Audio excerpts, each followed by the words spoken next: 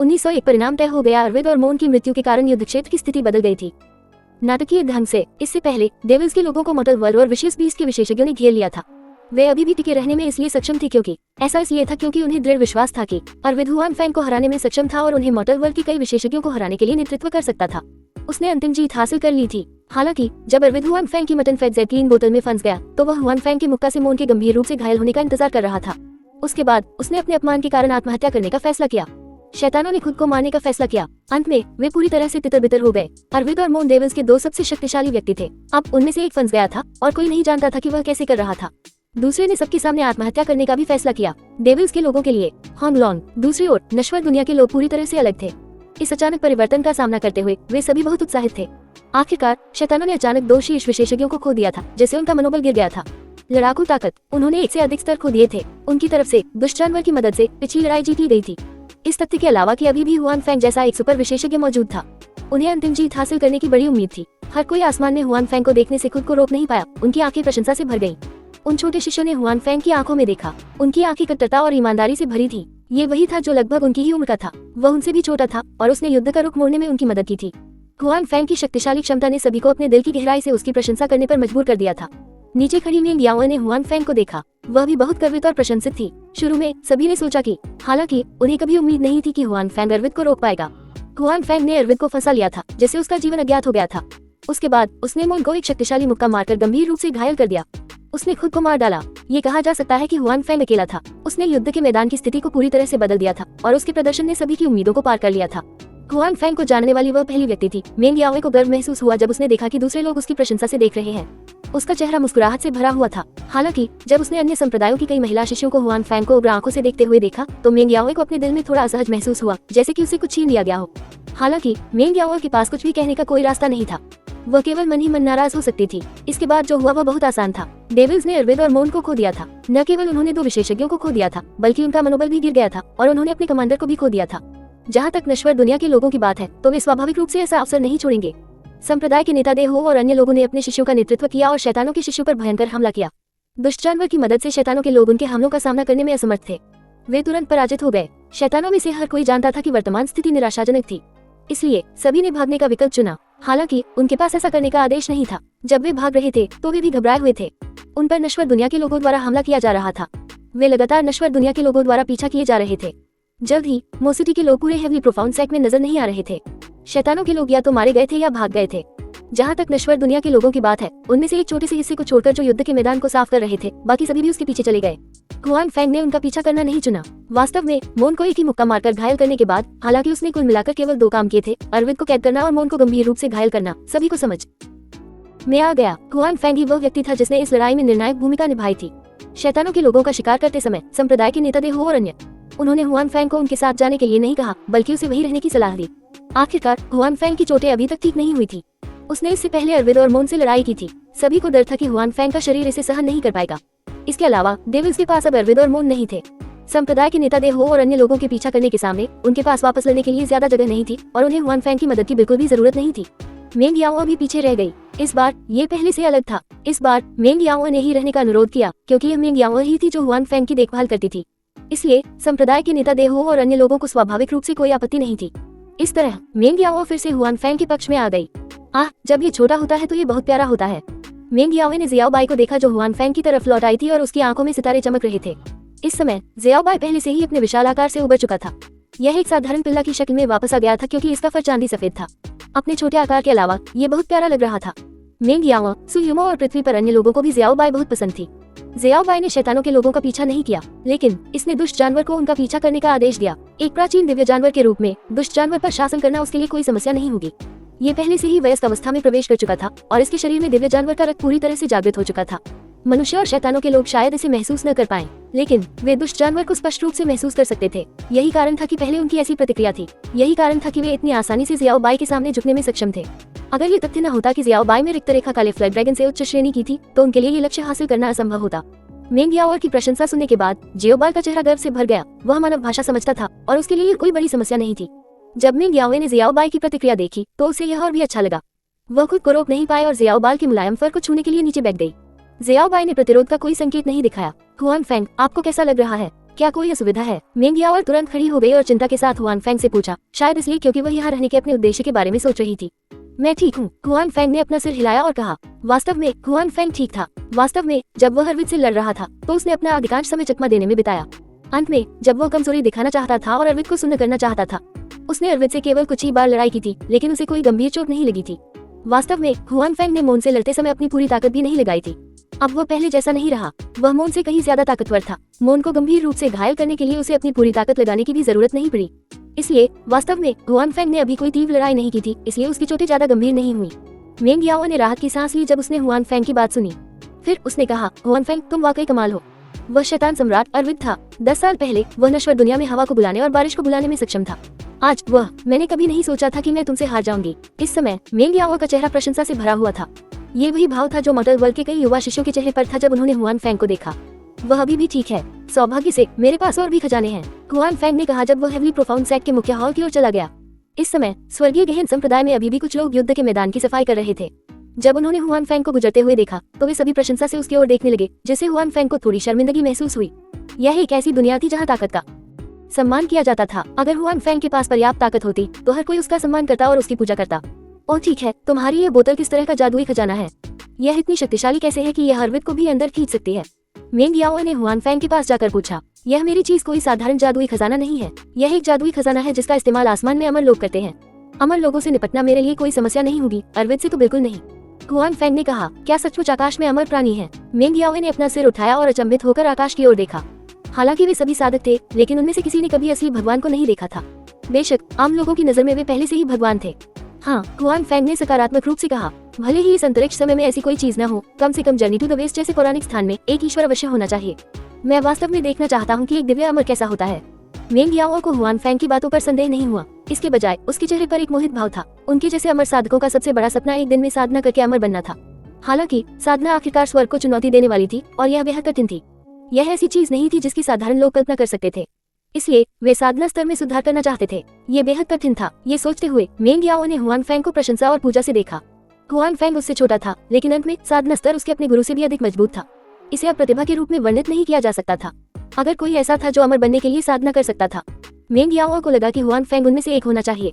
इसके अलावा या सबसे संभावित, अच्छी तरह से खेती करो, तुम भविष्य में निश्चित रूप से अमर बनोगे। हुआन फेंग ने उसे प्रोत्साहित किया। हाँ, मेंग याओ ने सिर हिलाया। उसके बाद उसने झिझकते हुए कहा, मैंने अपने गुरु से सुना है कि सभी देवता अपनी सात भावनाओं और 6 इच्छाओं को काट देते हैं। कोई चिंता मत करो, उस स्थिति में देवता बनने के बारे में सोचो, ये काफी उबाऊ है। मेंग याओ ने पहले कहा था कि उसे प्यार के बारे में कुछ भी नहीं पता। हालांकि वह अभी भी परिवार और दोस्ती को बहुत पसंद करती थी। अपने गुरु की कही बात को सोचते हुए, अगर तुम अमर बनना चाहते हो तो तुम्हें सभी 7 भावनाओं और 6 इच्छाओं को काटना होगा। उसे ये स्वीकार करना मुश्किल लगा। और अब मेंग याओ ने चुपके से हुआन फेंग को देखा जो उसके बगल में था, और उसके चेहरे पर एक शर्मिंदगी दिखाई दी। उसे और भी अधिक महसूस हुआ कि सभी 7 भावनाओं और 6 इच्छाओं को काट देना एक बहुत ही दर्दनाक बात थी। 1902 ज्ञानोदय जब हुआन फेंग ने मेंग याओ की बात सुनी तो वह थोड़ा स्तब्ध रह गया। वास्तव में वह मेंग याओ और अन्य लोगों की तरह साधना के बारे में उतना नहीं जानता होगा। वह इतने समय से साधना कर रहा था, लेकिन उसने कभी भी 7 भावनाओं और 6 इच्छाओं को काटने के बारे में नहीं सोचा था। हुआन फेंग, आपका साधना स्तर बहुत ऊंचा है, क्या ये 7 भावनाओं और 6 इच्छाओं को भी काटने में सक्षम है? मेंग याओ ने हुआन फेंग को देखा और पूछा। ओह, हुआन फेंग ने धरती पर मौजूद अनगिनत महिलाओं के बारे में सोचा। ऐसा लग रहा था कि उनका उनसे कोई रिश्ता नहीं है। नहीं, मैंने कभी अपनी 7 भावनाओं और 6 इच्छाओं को नहीं छोड़ा है। सच में, मेंग याओ की आंखें चमक उठी जब उसने हुआन फेंग को देखा। हुआन फेंग ने सभी 7 भावनाओं और 6 इच्छाओं को नहीं तोड़ा। साधना स्तर वास्तव में बहुत शक्तिशाली था। इसका मतलब ये था कि अगर कोई साधना करना चाहता है और अमर बनना चाहता है तो उसे सभी 7 भावनाओं और 6 इच्छाओं को खत्म करने की जरूरत नहीं है। बेशक ये सच है, हुआन फेंग ने मुस्कुराते हुए कहा। वास्तव में मुझे लगता है कि 7 भावनाएं और 6 इच्छाएं, प्यार, पारिवारिक प्यार और इसी तरह, ये सभी हमारे जीवन के बहुत महत्वपूर्ण हिस्से हैं। उन्हें काट देने से स्वाभाविक रूप से हमारे दिल विचलित करने वाले विचारों से मुक्त हो जाएंगे।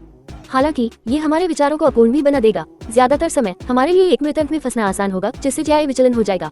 मम, मुझे भी ऐसा ही लगता है। मेंग याओ ने पूरी ताकत से सिर हिलाया। वह परिवार और दोस्ती को बहुत महत्व देती थी। हालांकि अतीत में उसने अपने मालिक को इन भावनाओं के बारे में बताने की हिम्मत नहीं की, क्योंकि उसके मालिक को उम्मीद थी कि वो सभी 7 भावनाओं और 6 इच्छाओं को काट सकती है। मेंग याओ को उम्मीद नहीं थी कि हुआन फेंग के विचार भी उसके जैसे ही होंगे। इसके अलावा हुआन फेंग के पास इतनी कम उम्र में ही इतनी उच्च स्तर की साधना थी। जाहिर है उसके शब्द बहुत ही आश्वस्त करने वाले थे। हुआन फेंग मुस्कुराया। दरअसल जब वे दोनों हेवली प्रोफाउंड सेक्ट में पहुंचे तो उसने पाया कि मेंग याओ एक ऐसी व्यक्ति थी जो रिश्तों को महत्व देती थी। वह अपने लिए लोगों के बारे में सोचना भी पसंद करती थी। ये कुछ ऐसा था जिसके बारे में कल्टीवेशन क्षेत्र बहुत खास था। विचलित करने वाले विचारों और भावनाओं को त्यागना स्पष्ट रूप से एक दूसरे के साथ संगत नहीं था। ध्यान भटकाने वाले विचारों और भावनाओं को त्यागना स्पष्ट रूप से एक दूसरे के साथ संगत नहीं था। हालांकि हुआन फैंग को ऐसा नहीं लगा कि इसमें कुछ भी गलत है। हालांकि उसने पहले भी कई जगहों पर यह कहावत सुनी थी, 7 भावनाओं और 6 इच्छाओं को अलग करना। हालांकि ये सिर्फ दूसरों के शब्द थे, यह एक अलिखित नियम बन गया था, जैसे कि कोई व्यक्ति सभी 7 भावनाओं और 6 इच्छाओं को अलग किए बिना साधना नहीं कर सकता। वास्तव में कुछ स्थानिक क्षेत्रों में भले ही किसी के पास भावनाएं हो, फिर भी वह साधना कर सकता है। इसके अलावा साधना की गति धीमी नहीं थी, इसलिए हुआन फैंग ने कभी महसूस नहीं किया था कि केवल सभी 7 भावनाओं और 6 इच्छाओं को अलग करके ही कोई साधना कर सकता है। हालांकि मेंग याओ के उत्साहित चेहरे को देखकर हुआन फैंग के मन में डर था। अगर वह उसे गलत रास्ते पर ले आया तो उसे अपनी 7 भावनाओं और 6 इच्छाओं को काटने की जरूरत नहीं होगी। हालांकि ऐसा लग रहा था कि इस समय और स्थान में साधना करने वाला व्यक्ति ऐसा करना चाहता था। उसे नहीं पता था कि मेंग याओ पर इसका असर होगा या नहीं। जबकि हुआन फैंग और मेंग याओ इस बात पर चर्चा कर रहे थे कि क्या उन्हें साधना करते समय अपनी भावनाओं और इच्छाओं को काट देना चाहिए, संप्रदाय के नेता देहो और अन्य लोग भी शैतानों के लोगों का शिकार कर रहे थे। 2 नेताओं के बिना शैतानों के लोग धीरे की ढेर बन गए। हालांकि अभी भी बहुत सारे लोग थे, लेकिन वे एक प्रभावी प्रतिरोध का आयोजन करने में असमर्थ थे। हालांकि इस प्रक्रिया के दौरान सेनापति थे, वे शैतानों के लोगों को फिर से संगठित करना चाहते थे, लेकिन वे असफल रहे। वास्तव में उन्हें नश्वर दुनिया के विशेषज्ञों द्वारा जल्दी से पुनर्गठित किया गया था। उन्होंने हाथ मिलाकर उसे मार डाला था। जैसे जैसे शैतानों के उच्च अधिकारी मर रहे थे, शैतानों ने अपनी आखिरी उम्मीद भी खो दी थी। अब वे बस इस जगह से भागना चाहते थे और अपने दानव क्षेत्र में वापस लौटना चाहते थे। यह अभियान उनके लिए एक बुरे सपने जैसा था। वे अब यहाँ और नहीं रहना चाहते थे, लेकिन नश्वर दुनिया के लोगों के लिए शैतानों के लोगों को मारने का मौका पाना आसान नहीं था। वे इसे इतनी आसानी से कैसे जाने दे सकते थे, इसलिए वे पीछे से उनका पीछा कर रहे थे, बिल्कुल भी हार नहीं मान रहे थे। इसके अलावा शैतानों का स्थानांतरण गठन 100,000 पहाड़ों में था। किसी को ये पता होना चाहिए कि वह दुष्ट जानवर का क्षेत्र था, चाहे वह नश्वर दुनिया के लोग ही क्यों न हो, वह दुष्ट जानवर का क्षेत्र था। यहाँ तक कि शैतान के लोग भी जल्दबाजी में काम करने की हिम्मत नहीं करेंगे। और अब दुष्ट जानवर स्पष्ट रूप से नश्वर दुनिया के लोगों की तरफ था। इस तरह शैतान के लोगों के लिए बच निकलना और भी मुश्किल हो जाएगा। ये कहा जा सकता है कि हेविली प्रोफाउंड सैक से लेकर 100,000 पहाड़ों की गुफा तक रास्ते में हर जगह शैतानों के लोगों की लाशें पड़ी थी। इस बार शैतानों को भारी नुकसान उठाना पड़ा था। अंत में वे बिना किसी बाधा के वापस दानव क्षेत्र में भागने में सफल रहे, उनमें से 10वां हिस्सा भी नहीं। ये कहा जा सकता है कि इस बार उनका अभियान पूरी तरह विफल रहा। न केवल उन्होंने बड़ी संख्या में शैतान के शिष्यों को खो दिया था, बल्कि शैतान सम्राट और अरविंद को भी खो दिया था। सभी जीवित शैतान योद्धा मर गए थे। यह अभियान शैतानों के लिए बहुत बड़ा झटका था। कम से कम अगले कुछ दशकों तक शैतानों के लोगों के पास नश्वर दुनिया पर फिर से हमला करने का कोई मौका नहीं होगा। उन्हें नश्वर दुनिया के लोगों को दानव क्षेत्र में जाने से भी बचाना था। उन पर हमला करो। हालांकि ये स्पष्ट था कि संप्रदाय के नेता देहो और अन्य लोगों का दानव क्षेत्र में जाने का कोई इरादा नहीं था। हालांकि उन्होंने इस बार शैतानों को हरा दिया था। हालांकि हताहतों की संख्या भी बहुत गंभीर थी। आखिरकार वे शातिर जानवर और शैतानों द्वारा घेर लिए गए थे, लेकिन वे अभी भी टिके रहने में सक्षम थे। यह उनके लिए आसान नहीं होता। अगर हुआन फैंग की समय पर उपस्थिति नहीं होती तो वे बिल्कुल भी नहीं जीत सकते। इसके अलावा दानव क्षेत्र का वातावरण नश्वर दुनिया के वातावरण से अलग था। भले ही वे वास्तव में जाने के लिए तैयार थे, उन्हें इतनी जल्दी में भागने के बजाय तैयार रहना था। इससे उन्हें कोई फायदा नहीं होगा। आखिरकार दानव क्षेत्र में अभी भी शैतानों के कई शिष्य थे। नश्वर दुनिया में आए शैतानों के शिष्य सभी दानव क्षेत्र से नहीं थे। अगर नश्वर दुनिया के लोग लापरवाही से वहाँ चले गए तो वे वहाँ फंस सकते हैं। अंत में उन्हें भारी नुकसान उठाना पड़ सकता है। इसलिए नश्वर दुनिया में दानव क्षेत्र के सभी लोगों को मारने के बाद उन्होंने अस्थायी रूप से रोक दिया कि वे आगे क्या करने जा रहे थे। शैतानों के कुछ शिष्य थे, वे समय पर नहीं पहुंचे थे। वे अभी भी नश्वर दुनिया में रह रहे थे। इसलिए संप्रदाय के नेता देहो और अन्य लोगों ने उनमें से कुछ को यहाँ जगह की रखवाली के लिए छोड़ने का फैसला किया। दूसरा हिस्सा नश्वर दुनिया में रहने वाले शैतानों के शिष्यों को साफ करना होगा। वे उन सभी को ढूंढेंगे और उनसे छुटकारा पाएंगे। यह ऐसा काम नहीं था जो कम समय में किया जा सकता था। आखिरकार नश्वर दुनिया बहुत बड़ी थी। शैतानों के छिपे हुए शिष्यों को ढूंढना आसान नहीं होगा। सौभाग्य से अब उन्हें कोई चिंता नहीं थी। वे धीरे धीरे उन्हें खोज सकते थे, इसलिए उन्हें जल्दी नहीं थी। इसके अलावा 100,000 पहाड़ों में दुष्ट जानवर की मदद भी थी। शैतानों के शिष्यों के लिए बच निकलना आसान नहीं होगा। इन मामलों से निपटने के बाद संप्रदाय के नेता देहो और अन्य लोग स्वर्गीय गहन संप्रदाय में लौट आए। इस समय स्वर्गीय गहन संप्रदाय साफ हो चुका था। विशाल चौक पर कोई लाश नहीं बची थी, खून भी नहीं दिख रहा था। अगर हवा में अभी भी खून की तेज गंध न होती तो कोई भी नहीं सोच सकता था कि इस जगह पर बहुत समय पहले एक भीषण युद्ध हुआ था जो मनुष्यों, दानव क्षेत्र और दुष्ट जानवर को प्रभावित कर सकता था। हुआन फैंग कहाँ है? संप्रदाय नेता देहो अभी उतरा था जब उसने हुआन फैंग की स्थिति के बारे में पूछा। वरिष्ठ शिष्य हुआन अपने कमरे में आराम कर रहे हैं। स्वर्गीय गहन संप्रदाय के एक शिष्य ने कहा। हुआन फैंग को वरिष्ठ शिष्य कहना स्वाभाविक रूप से सम्मान का एक रूप था। हुआन फैंग ने जो ताकत दिखाई वह किसी को भी उनका सम्मान करने के लिए पर्याप्त थी। संप्रदाय के नेता देहो और अन्य लोगों ने सिर हिलाया और एक के बाद एक अंदर चले गए। उसके बाद उन्होंने देखा कि हुआन फैंग अपने कमरे में चाय पी रहा था जबकि मेंग याओ उसके बगल में थी। मास्टर, आप वापस आ गए। ग्रैंडन जिंगवेन और अन्य लोगों को बाहर आते देख मेंग याओ जल्दी से खड़ी हो गई और उनका अभिवादन किया। हाँ, ग्रैंडन जिंगवेन के चेहरे पर मुस्कान थी। वास्तव में दूसरों के चेहरों पर, उन सभी के चेहरों पर मुस्कान थी। आखिरकार उन्होंने शैतानों के लोगों को हराया था। नश्वर दुनिया के संकट को हल करने के बाद ये वास्तव में खुश होने लायक बात थी। अपनी चोटों के बारे में आप कैसा महसूस करते हैं, मार्शल भतीजे हुआन? संप्रदाय के नेता देहो और अन्य लोग हुआन फैंग के पास गए और पूछा।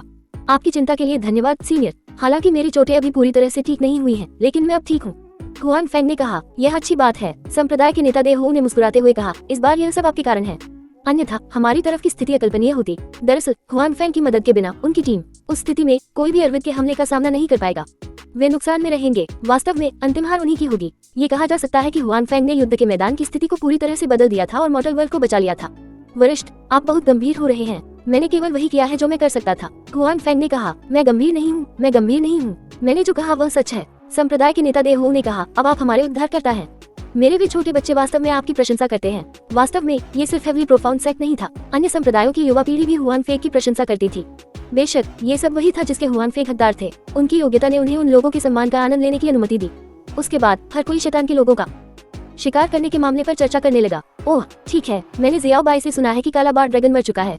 इसे अरविंद ने मार दिया था। उसका साधना स्तर इतना बढ़ गया था, इसका कारण अरविंद था। ऐसा इसलिए भी था क्योंकि उसने बार ड्रैगन के साधना स्तर को अवशोषित करने के लिए एक विशेष विधि का उपयोग किया था। इसलिए वह अचानक इतना शक्तिशाली हो गया। हुआन फैंग ने कहा, इससे पहले जब वे शैतानों के लोगों का शिकार कर रहे थे, हुआन फैंग ने जियाओ बाई से काले बार ड्रैगन के बारे में पूछा था। आखिरकार जियाओ बाई उन दुष्ट जानवरों के साथ संवाद कर सकता था और उन दुष्ट जानवरों को काले बार ड्रैगन की स्थिति के बारे में पता था। यही कारण था कि हुआन फैंग को जियाओ बाल के मुंह से इस बारे में पता चला था। तो यह ऐसा ही है। सभी को अचानक एहसास हुआ। पहले वे सभी अरविंद की ताकत में अचानक वृद्धि के बारे में बहुत भ्रमित थे। अब हुआन फैंग ने जो कहा उसे सुनने के बाद वे समझ गए कि क्या हो रहा था। ब्लैक फ्लैग ड्रैगन की मौत भी उनके लिए अच्छी बात थी। शुरू में वे अभी भी ब्लैक फ्लैग ड्रैगन से बचाव कर रहे थे, लेकिन अब ऐसा लग रहा था कि इसकी कोई जरूरत नहीं थी। इसके अलावा जियाओ बाई के अस्तित्व के साथ वे शातिर जानवर के साथ शांति से रह सकते थे। ये सोचते हुए सभी ने जियाओ बाई को उत्सुकता से देखा और उसकी पहचान का अनुमान लगाने की कोशिश की। 1903 हुआन फैंग के विचार सभी लोग शातिर जानवर के गठन को बदलने की जियाओ बाई की क्षमता से आश्चर्यचकित थे। वे सभी शातिर जानवर की अपने गुण को बदलने की क्षमता से काफी प्रभावित थे। इसने वास्तव में युद्ध के मैदान की पूरी स्थिति और जीत के पैमाने को बदल दिया था। पहली बार यह उनके पक्ष में झुका हुआ था। इसके अलावा जियाओ बाई खुद बहुत शक्तिशाली था। संप्रदाय के नेता दे हो और अन्य लोग ही ऐसा कर सकते थे। किसी ने ये कहने की हिम्मत नहीं की कि उनकी ताकत जियाओ बाई से ज्यादा है। जियाओ बाई भले ही हुआन फैंग जितना शक्तिशाली न हो, लेकिन उन्हें हराने के मामले में होंग लॉन्ग। इसलिए हर कोई जियाओ बाई की पहचान के बारे में बहुत उत्सुक था। ऐसा नहीं था कि उन्होंने पहले कभी शातिर जानवर से निपटा नहीं था, लेकिन उन्होंने जियाओ बाई को पहले कभी नहीं देखा था, इसलिए वे नहीं जानते थे कि यह किस तरह के शातिर जानवर का था। जियाओ बाई के यहाँ होने से आपको भविष्य में दुष्ट जानवर की समस्या के बारे में चिंता करने की जरूरत नहीं है, हुआन फैंग ने कहा। संप्रदाय के नेता दे हो और अन्य लोगों ने सिर हिलाया। वे स्वाभाविक रूप से इस बात को समझ गए। काले बार ड्रैगन के मरने के बाद जियाओ बाई शातिर जानवर का नेता बन गया था। जियाओ बाई ने स्पष्ट रूप से हुआन फैंग की बातों को सुना। हुआन फैंग भी उनके पक्ष में था, इसलिए इस तरह उनके और शातिर जानवर के बीच कोई दुश्मनी नहीं होगी। समूह की कुछ देर बात करने के बाद संप्रदाय के नेता दे हो और अन्य लोग चले गए। हुआन फैंग भी आराम करने के लिए अपने कमरे में वापस चला गया। आखिरकार उसकी चोटें अभी तक पूरी तरह से ठीक नहीं हुई थी और वह एक बार फिर अरविंद और मोन के साथ भीषण युद्ध में शामिल हो गया था, इसलिए उसे अभी भी आराम की जरूरत थी। अगले कुछ दिनों तक हुआन फैंग शांति से आराम कर रहा था और उसका शरीर दिन ब दिन बेहतर होता जा रहा था। आधे महीने से भी कम समय में वह पूरी तरह से ठीक हो गया था। इस दौरान संप्रदाय के नेता दे हो और अन्य लोग अभी भी शैतानों के लोगों का शिकार कर रहे थे। उन्होंने शैतानों के कई लोगों को मार भी डाला था। संप्रदाय के नेता दे हो और अन्य लोगों ने कभी भी उन्हें आत्मसमर्पण के लिए राजी करने के बारे में नहीं सोचा था। शैतानों के लोगों के लिए इसी तरह उन्होंने कभी भी आत्मसमर्पण करने के बारे में नहीं सोचा था। शैतानों और मानव जाति के बीच नफरत। युद्ध शुरू हुए 1 या 2 दिन भी नहीं हुए थे। दोनों पक्षों के बीच समझौते की कोई संभावना नहीं थी, इसलिए जब तक शैतानों के वे चेले मिल जाते वे निश्चित रूप से मौत तक लड़ते रहते। और अब मानव जाति के पास पूरा लाभ था, इसलिए शैतानों के उन चेलों का परिणाम ये पहले से ही तय था। फर्क सिर्फ इतना था कि वे कब तक छिप सकते थे, वे कब तक जीवित रह सकते थे। जब हुआन फैंग स्वस्थ हो रहा था तो विभिन्न संप्रदायों के उच्च अधिकारी वे सभी एक के बाद एक उससे मिलने आए और उसे बहुत सारी अच्छी चीजें दी। जब वे बात करते थे तो उनका रवैया बहुत दोस्ताना होता था। मित्रता दिखाने का उनका इरादा बहुत स्पष्ट था। हुआन फैंग भी इस बात को समझता था, लेकिन उसने ऐसा दिखावा किया जैसे कि उसे यह बात समझ में नहीं आ रही है और वह शांति से आराम करता रहा। हालांकि जब मिंग याओ ने हुआन फैंग के संप्रदाय से कुछ अजीब तरीके से पूछा तो हुआन फैंग को पता था कि यह मामला भ्रमित होने का नाटक करने जितना सरल नहीं था। क्या आपके स्टिल वाटर हाउस में केवल महिलाओं को ही स्वीकार किया जाता था? आपके गुरु भी चाहते हैं कि मैं आपके संप्रदाय में शामिल हो जाऊं? हुआन फैंग ने उत्सुकता से पूछा। हुआन फैंग के ऐसा कहने के बाद मिंग याओ के चेहरे पर शर्मिंदगी और भी स्पष्ट हो गई। इस अवधि के दौरान विभिन्न संप्रदायों के उच्च अधिकारियों, जिनमें स्वर्गीय गहन संप्रदाय भी शामिल था, ने स्वाभाविक रूप से आशा व्यक्त की कि हुआन फैंग उनके संप्रदाय में शामिल हो सकता है। आखिरकार हुआन फैंग ने पहले जो कहा था उसके अनुसार वह सिर्फ एक दुष्ट साधक था और उसका कोई संप्रदाय नहीं था। अगर ऐसा होता तो स्वाभाविक रूप से सभी लोग लुभाए जाते। हुआन फैंग की ताकत पहले भी साबित हो चुकी थी, सभी ने इसे देखा था। अगर ऐसे विशेषज्ञ को संप्रदाय में भर्ती किया जा सकता है तो इससे संप्रदाय की ताकत और प्रतिष्ठा बढ़ेगी। ये स्पष्ट था। यही कारण था कि इतने सारे संप्रदाय हुआन फैंग के प्रति अपनी सद्भावना व्यक्त करने आए थे। ये कुछ छोटे संप्रदायों की वजह से था। भले ही उन्हें पता था कि वे बड़े संप्रदायों की तरह आकर्षक नहीं थे, फिर भी शायद हुआन फैंग को उन पर कोई फिदा हो गया था। लेकिन हुआन फैंग को यह उम्मीद नहीं थी कि मिंग याओ अभी लॉबिस्ट बन गई है। आपको पता होना चाहिए कि पूरा स्टिल वाटर हाउस महिलाओं से भरा हुआ था। एक भी पुरुष दिखाई नहीं दे रहा था। हुआन फैंग ने कभी नहीं सोचा था कि स्टिल वाटर हाउस में उसके साथ कोई साजिश होगी। मेरे मालिक चाहते हैं कि आप स्टिल वाटर हाउस के अतिथि बुजुर्ग बने, मेंग याओ ने कुछ शर्मिंदगी के साथ कहा। हुआन फैंग द्वारा देखे जाने के बाद अब उसका उससे कुछ भी छिपाने का कोई इरादा नहीं था। इस अतिथि बुजुर्ग का क्या मतलब है? हुआन फैंग ने उत्सुकता से पूछा। ये सही है, आपके पास हमारे संप्रदाय के बुजुर्गों के समान ही अधिकार हैं, लेकिन आपको संप्रदाय में अपना चेहरा दिखाने की जरूरत नहीं है। आपको बस अपना चेहरा दिखाने की जरूरत है जब संप्रदाय में कुछ बड़ा होता है, मेंग याओ ने कहा। हुआन फैंग ने सिर हिलाया। उसे आखिरकार समझ आ गया। ऐसा लग रहा था कि इस अतिथि बुजुर्ग की पहचान ब्रैंडन जिंगवेन ने विशेष रूप से उसके लिए डिजाइन की थी। उसने पहले कभी स्टिल वाटर हाउस में इस तरह के पद के अस्तित्व के बारे में नहीं सुना था। इस तरह ये हुआन फैंग जैसे आदमी को स्टिल वाटर हाउस में आने की अजीब स्थिति से बचाएगा। इसके अलावा ये हुआन फैंग को पर्याप्त शक्ति देगा। मुझे डर है कि मुझे आपको निराश करना पड़ेगा। हुआन फैंग ने कुछ देर सोचा, लेकिन फिर भी मना कर दिया। मैं किसी भी संप्रदाय में शामिल नहीं होना चाहता। ये ठीक है। हुआन फैंग के मना करने की बात सुनकर मेंग याओ को राहत महसूस हुई। अब वो बहुत ज्यादा शांत महसूस कर रही थी। उसे उसके गुरु ने हुआन फैंग से पूछने के लिए भेजा था कि उसका क्या मतलब है। उसे अपने दिल में थोड़ा अजीब लगा। वह जानती थी कि इस समय के दौरान हुआन फैंग ने उसने पहले ही कई संप्रदायों के निमंत्रणों को अस्वीकार कर दिया था। वह खुद ऐसा करेगी। उनमें से ज्यादातर को दरवाजा बंद करना पड़ता है, लेकिन अब जब उसने हुआन फैंग को व्यक्तिगत रूप से मना करते हुए सुना तो उसने राहत की सांस ली। वास्तव में अपने दिल की गहराई में मेंग याओ नहीं चाहती थी कि Huan Fang still water house में शामिल हो। ऐसा इसलिए नहीं था क्योंकि उसे डर था कि हुआन फैंग आकर उसकी स्थिति को प्रभावित करेगा। ऐसा इसलिए था क्योंकि अगर हुआन फैंग एक बुजुर्ग बन जाता है तो वह उसके मालिक के समान स्तर पर होगा। अगर ऐसा हुआ तो वह उसका बुजुर्ग बन जाएगा और वह भविष्य में उससे बात करेगी। उसके साथ संवाद करते समय वह सहज महसूस करेगा। अब जबकि हुआन फैंग ने उसके प्रस्ताव को अस्वीकार कर दिया था, यह उसके लिए बुरी बात नहीं थी। इसके विपरीत मेंग याओ को भी लगा कि अगर स्टिल वाटर हाउस को वाकई कुछ हो गया और उसने हुआन फैंग से मदद मांगी तो हुआन फैंग उसे अनदेखा नहीं करेगा। तो फिर तुम क्या करने की योजना बना रहे हो? वे संप्रदाय अभी तुम पर नजर रख रहे हैं। वे चाहते हैं कि तुम उनके साथ जुड़ जाओ। अगर तुम तय नहीं करोगे कि तुम किससे जुड़े हो तो वे हार नहीं मानेंगे। मेंग याओ ने उत्सुकता से पूछा। दरअसल इस दौरान हुआन फैंग उन लोगों से परेशान हो चुका था। उसे ये भी पता था कि जब तक वह कोई स्पष्ट बयान नहीं देगा तब तक वे लोग हार नहीं मानेंगे और उसे परेशान करते रहेंगे। मैं खुद एक संप्रदाय बनाना चाहता हूँ, हुआन फैंग ने एक पल सोचा और कहा। हुआन फैंग को इस स्थानिक क्षेत्र को नियंत्रित करने के लिए अपनी पूरी कोशिश करने के लिए अलग अलग स्थानिक क्षेत्रों में भेजा गया था। भले ही वह इस स्थानिक क्षेत्र को पूरी तरह से नियंत्रित न कर सके, फिर भी उसे पर्याप्त प्रभाव की आवश्यकता थी। इस तरह वह भविष्य में पैसा बनाने और अपने टेलीपोर्टेशन को सुविधाजनक बनाने में सक्षम होगा। और अगर वह किसी संप्रदाय में बुजुर्ग के तौर पर शामिल हो जाता है तो भले ही वह उस संप्रदाय में होगा, उसे उच्च प्रतिष्ठा मिलेगी, लेकिन साथ ही वह खुद को अन्य संप्रदायों से अलग भी कर लेगा। इसके अलावा उसका प्रभाव केवल उस संप्रदाय तक ही सीमित रहेगा। भले ही वह शक्तिशाली हो, फिर भी अन्य संप्रदाय उसका सम्मान करेंगे। यह आपसे कहीं अधिक बुरा होगा। अगर वह अपना खुद का संप्रदाय बनाता तो बात अलग होती। उस समय अगर वह कड़ी मेहनत करके संप्रदाय का विकास करता तो वह दूसरे संप्रदायों के संप्रदाय प्रमुखों के बराबर खड़ा हो सकता था। उसके अपने संप्रदाय का विकास अच्छा था, साथ ही उसकी अपनी ताकत भी थी। ऐसे में उसे अनदेखा करने की हिम्मत कौन कर सकता था? वर्तमान संप्रदाय के नेता देवों की तरह, हालांकि वो केवल स्वर्गीय गहन संप्रदाय के नेता थे, फिर भी अन्य संप्रदायों के संप्रदाय के नेता उनकी राय को अनदेखा करने की हिम्मत नहीं करते थे। यह ऐसी चीज थी जिसकी तुलना किसी बुजुर्ग की हैसियत से नहीं की जा सकती थी, भले ही वह स्वर्गीय गहन संप्रदाय का बुजुर्ग ही क्यों न हो। वह अन्य सभी संप्रदायों के संप्रदाय के नेता को अपना सम्मान नहीं दिला सकता था।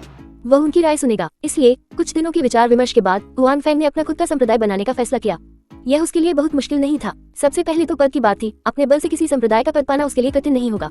संभवतः दूसरे संप्रदाय इस विषय पर कोई आपत्ति नहीं उठाएंगे। उसके बाद साधना तकनीक की समस्या थी। हुआन फैंग के लिए ये साधना तकनीक की समस्या थी। ये बिल्कुल भी समस्या नहीं थी। वह पूरी तरह से सिस्टम से कुछ साधना तकनीकों के लिए विनिमय कर सकता था। यह इस दुनिया में अन्य संप्रदायों की साधना तकनीकों से भी बेहतर था। वह कुछ कीमिया आदि के लिए भी विनिमय कर सकता था। अगर ऐसा होता तो उसके संप्रदाय की ताकत निश्चित रूप से कमजोर नहीं होती। अंत में शिष्य स्वीकार करने की बात थी। इस महान युद्ध में कोई बात नहीं, उसने भी बहुत योगदान दिया था। उसकी कुछ प्रतिष्ठा तो थी ही। हालांकि दूसरे संप्रदायों के शिष्य, वह अपने संप्रदाय में शामिल नहीं होगा, लेकिन वह नश्वर दुनिया के साधारण लोगों से शिष्य ले सकता है। आपको ये जान लेना चाहिए कि शैतान और दुष्ट जानवर नश्वर दुनिया पर हमला करने आए थे। सिर्फ खेती करने वाले संप्रदाय ही प्रभावित नहीं हुए, बल्कि आम लोग भी प्रभावित हुए। उनमें से कई लोग मारे गए और कुछ शहर तो नष्ट भी हो गए। बहुत से लोग इस युद्ध पर बारीकी से ध्यान दे रहे थे। इस युद्ध में हुआन फैंग का प्रदर्शन न केवल स्वर्गीय गहन संप्रदाय में खेती करने वाले संप्रदायों तक फैलेगा, इस तरह ये खबर आम लोगों तक भी फैल जाएगी। अगर हुआन फैंग ने शिष्यों को स्वीकार करने के लिए फिर से पहाड़ खोला तो निश्चित रूप से ऐसे लोग होंगे जो उसकी प्रसिद्धि के कारण यहाँ आएंगे। हुआन फैंग की साधना तकनीक अन्य संप्रदायों से कमतर नहीं थी। इसके अलावा वो कुछ ऐसी बोलियों के बदले में कुछ हिस्सा ले सकता था जिसका प्रभाव अन्य संप्रदायों से बेहतर हो। अगर ऐसा होता तो उसके अपने संप्रदाय की ताकत बहुत धीरे धीरे नहीं बढ़ती। आप एक संप्रदाय खोलना चाहते हैं? मेंग याओ ने चौंकते हुए कहा। आपको ये जान लेना चाहिए कि साधना क्षेत्र में ऐसा नहीं था कि इससे पहले किसी ने अपना संप्रदाय स्थापित नहीं किया था। हालांकि वे सभी लोग महान उपलब्धियों और प्रतिष्ठा वाले लोग थे। हुआन फैंग की उम्र वाकई बहुत कम थी। इससे पहले मेंग याओ सहित किसी ने भी इस बारे में नहीं सोचा था। ये हुआन फैंग की उम्र की वजह से था। हालांकि सदमे के बाद मेंग याओ को अचानक एहसास हुआ हुआन फैंग में अपनी उम्र के अलावा एक नया संप्रदाय बनाने की योग्यता थी। उसकी ताकत और प्रतिष्ठा पुरानी पीढ़ी के लोगों से कम नहीं थी। वास्तव में वह एक नया संप्रदाय बनाने के लिए भी योग्य था, क्योंकि इस लड़ाई में उसकी प्रतिष्ठा और भी अधिक थी। संप्रदाय की स्थापना करने के लिए वह पूर्णतः योग्य थे। 1904 कठिन यह एहसास होने के बाद मेंग याओ को अपने और हुआन फैंग के बीच की खाई के बारे में और भी ज्यादा स्पष्ट रूप से पता चल गया। वह, उसके मालिक और बाकी लोग स्पष्ट रूप से हुआन फैंग को अच्छी तरह से नहीं जानते थे। इससे पहले हालांकि हुआन फैंग ने बहुत अच्छा प्रदर्शन किया था, लेकिन हर कोई अभी भी उसे जूनियर मानता था। यह मुख्य रूप से इसलिए था क्योंकि हुआन फैंग वास्तव में युवा था और इस वजह से अन्य संप्रदायों के संप्रदाय नेता यही कारण था कि वे हुआन फैंग को अपने संप्रदाय में भर्ती करना चाहते थे। जाहिर है, उनमें से किसी ने भी नहीं सोचा था कि हुआन फैंग की महत्वाकांक्षा इतनी बड़ी होगी। वह किसी दूसरे संप्रदाय का मुखिया नहीं बनना चाहता था, बल्कि एक संप्रदाय की स्थापना करना चाहता था। वास्तव में हुआन फैंग की उम्र के साथ अगर वह किसी अन्य संप्रदाय में एक बुजुर्ग बन सकता है, ये निश्चित रूप से अभूतपूर्व होगा। हुआन फैंग अभी बहुत छोटा था। मेंग याओ जानती थी कि उसके अपने संप्रदाय सहित कई संप्रदाय हैं। जब वे सभी हुआन फैंग को एक बुजुर्ग बनने के लिए आमंत्रित करना चाहते थे, तो वह मन ही मन भावुक हो गई। हुआन फैंग वास्तव में अद्भुत था। वह इतनी कम उम्र में एक बुजुर्ग बनने में सक्षम था। किसी को पता होना चाहिए कि उन संप्रदायों के बुजुर्ग, भले ही वे केवल एक छोटे से संप्रदाय के बुजुर्ग थे, उनमें से कौन 70 या 80 की उम्र में बुजुर्ग बनने में सक्षम नहीं था। परिणाम स्वरूप हुआन फैंग इतनी कम उम्र में ही एक बुजुर्ग बन गया। ऐसी उपलब्धि के साथ भले ही वह कई सौ साल पहले की खेती के क्षेत्र के इतिहास से गुजरे, वह दूसरा व्यक्ति नहीं ढूंढ पाएगा। मेंग याओ अभी भी सोच रही थी कि हुआन फैंग कितना उत्साहित होगा जब उसे पता चलेगा कि इतने सारे संप्रदाय उसे एक बुजुर्ग बनने के लिए आमंत्रित करना चाहते हैं। अगर वह होती तो उसे निश्चित रूप से ऐसा लगता कि वह सपना देख रही है। हालांकि मेंग याओ ने कभी नहीं सोचा था कि हुआन फैंग इतना शांत होगा। ऐसा लग रहा था जैसे उसे उन संप्रदायों के बुजुर्गों के पदों में कोई दिलचस्पी नहीं थी। इसके बजाय वह अपना खुद का संप्रदाय स्थापित करना चाहता था और एक नए संप्रदाय का शिष्य बनना चाहता था। हालांकि हुआन फैंग में वास्तव में उस तरह की क्षमता थी, फिर भी मेंग याओ को लगा कि यह वास्तविक नहीं था।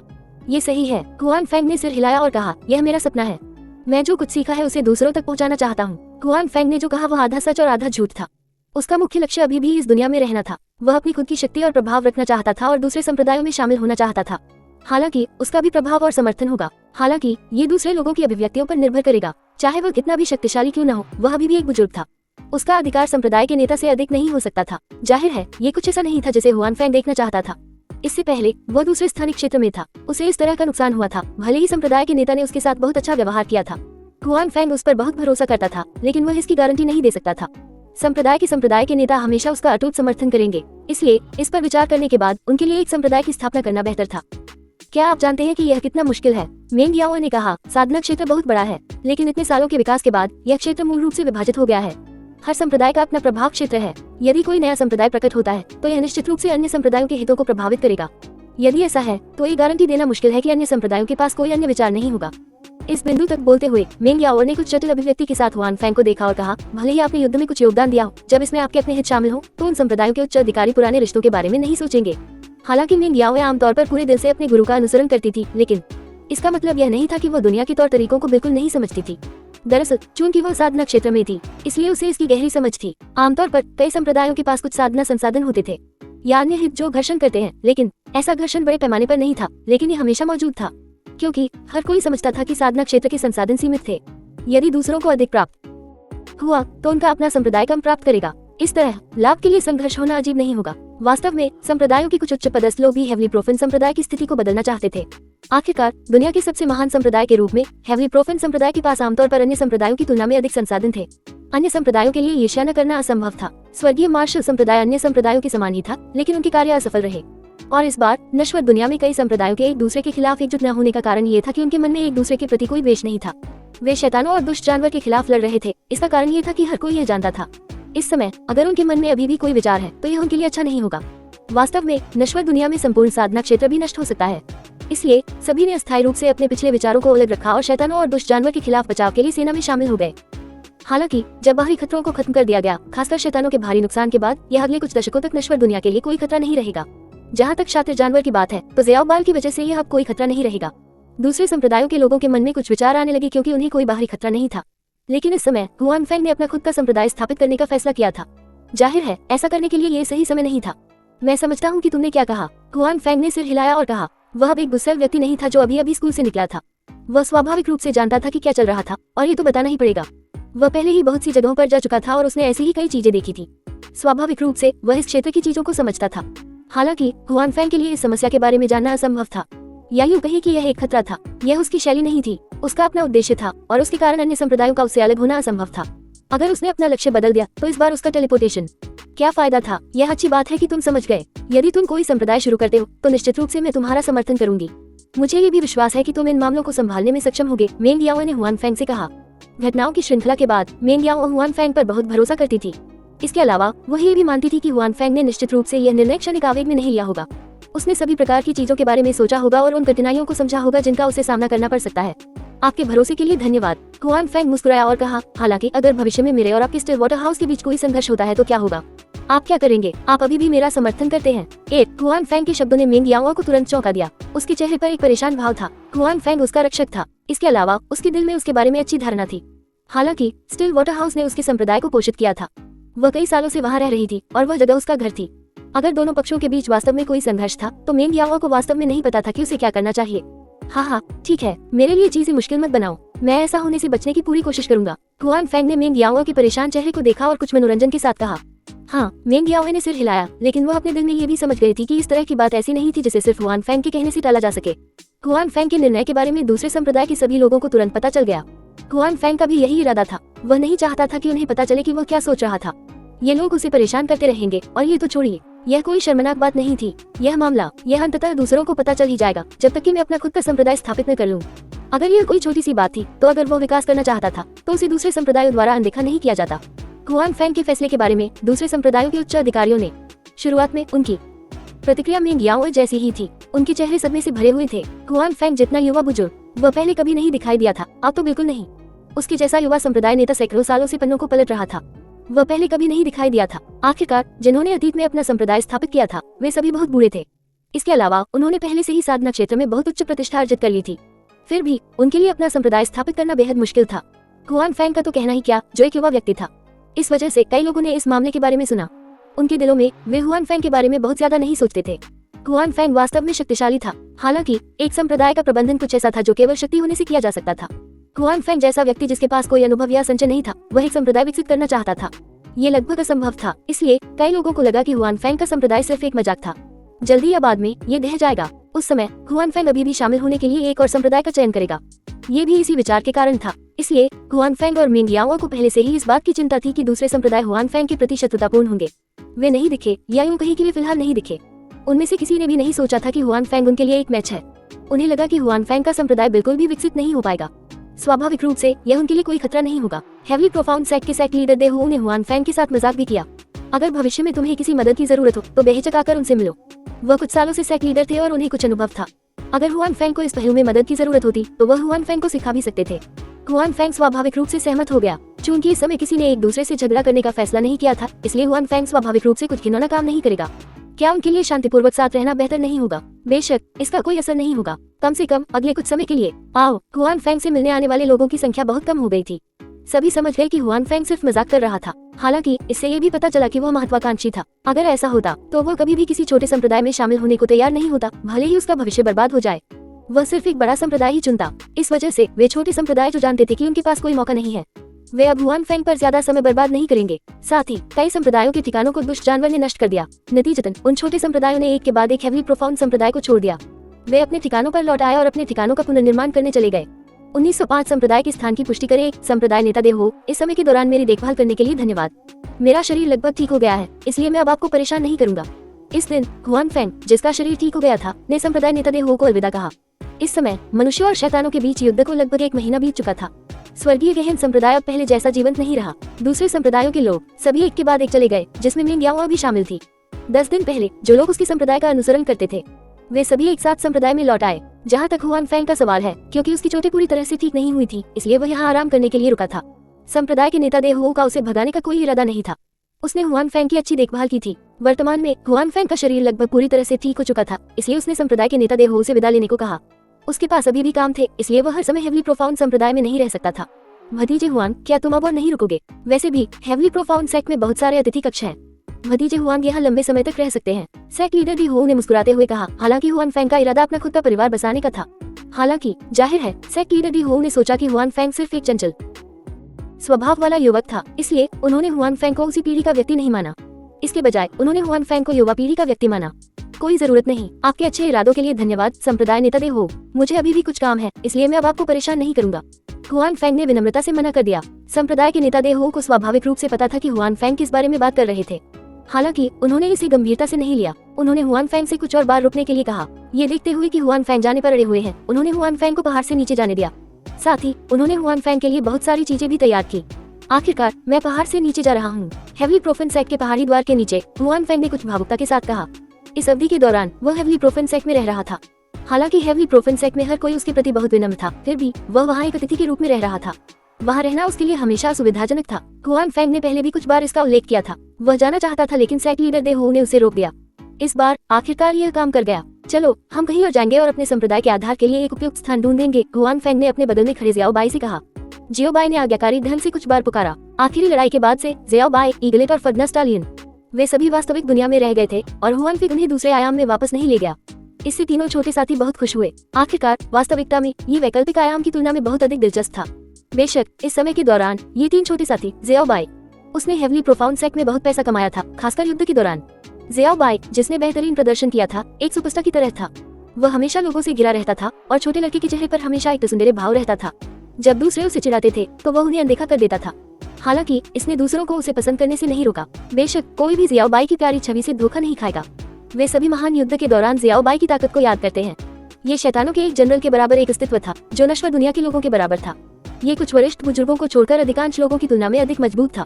यहाँ तक कि संप्रदाय के नेता दे हो और अन्य लोगों ने ये कहने की हिम्मत नहीं की कि वे जियाओ बाई को जीत सकते हैं। एक आदमी और उसके 3 पालतू जानवर उड़कर पूरे रास्ते चले गए और जल्द ही उन्होंने दिव्य गहन संप्रदाय को छोड़ दिया और संप्रदाय के लिए उपयुक्त स्थान ढूंढ लिया।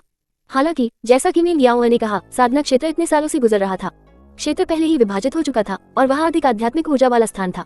उन सभी पर दूसरे संप्रदायों ने कब्जा कर लिया था और यह हुआन फेंग के लिए भी अच्छा नहीं था। वह उन लोगों से क्षेत्र छीनने जा रहा था। वे कुछ समय पहले तक बातें करते और हंसते रहे थे। हुआन फेंग के पास उपयुक्त स्थानों की तलाश में लगातार स्थान बदलने के अलावा कोई विकल्प नहीं था। हालांकि वह 10 दिनों से अधिक समय से खोज कर रहा था, लेकिन उसे कोई उपयुक्त स्थान नहीं मिला था। इससे हुआन फेंग कुछ हद तक निराश महसूस कर रहा था। ये देखा जा सकता था कि यह स्वस्थापित संप्रदाय उसकी कल्पना से कहीं अधिक था।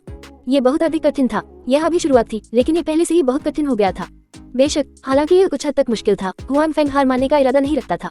अतीत में उसने इससे भी अधिक कठिन चीजों का सामना किया था।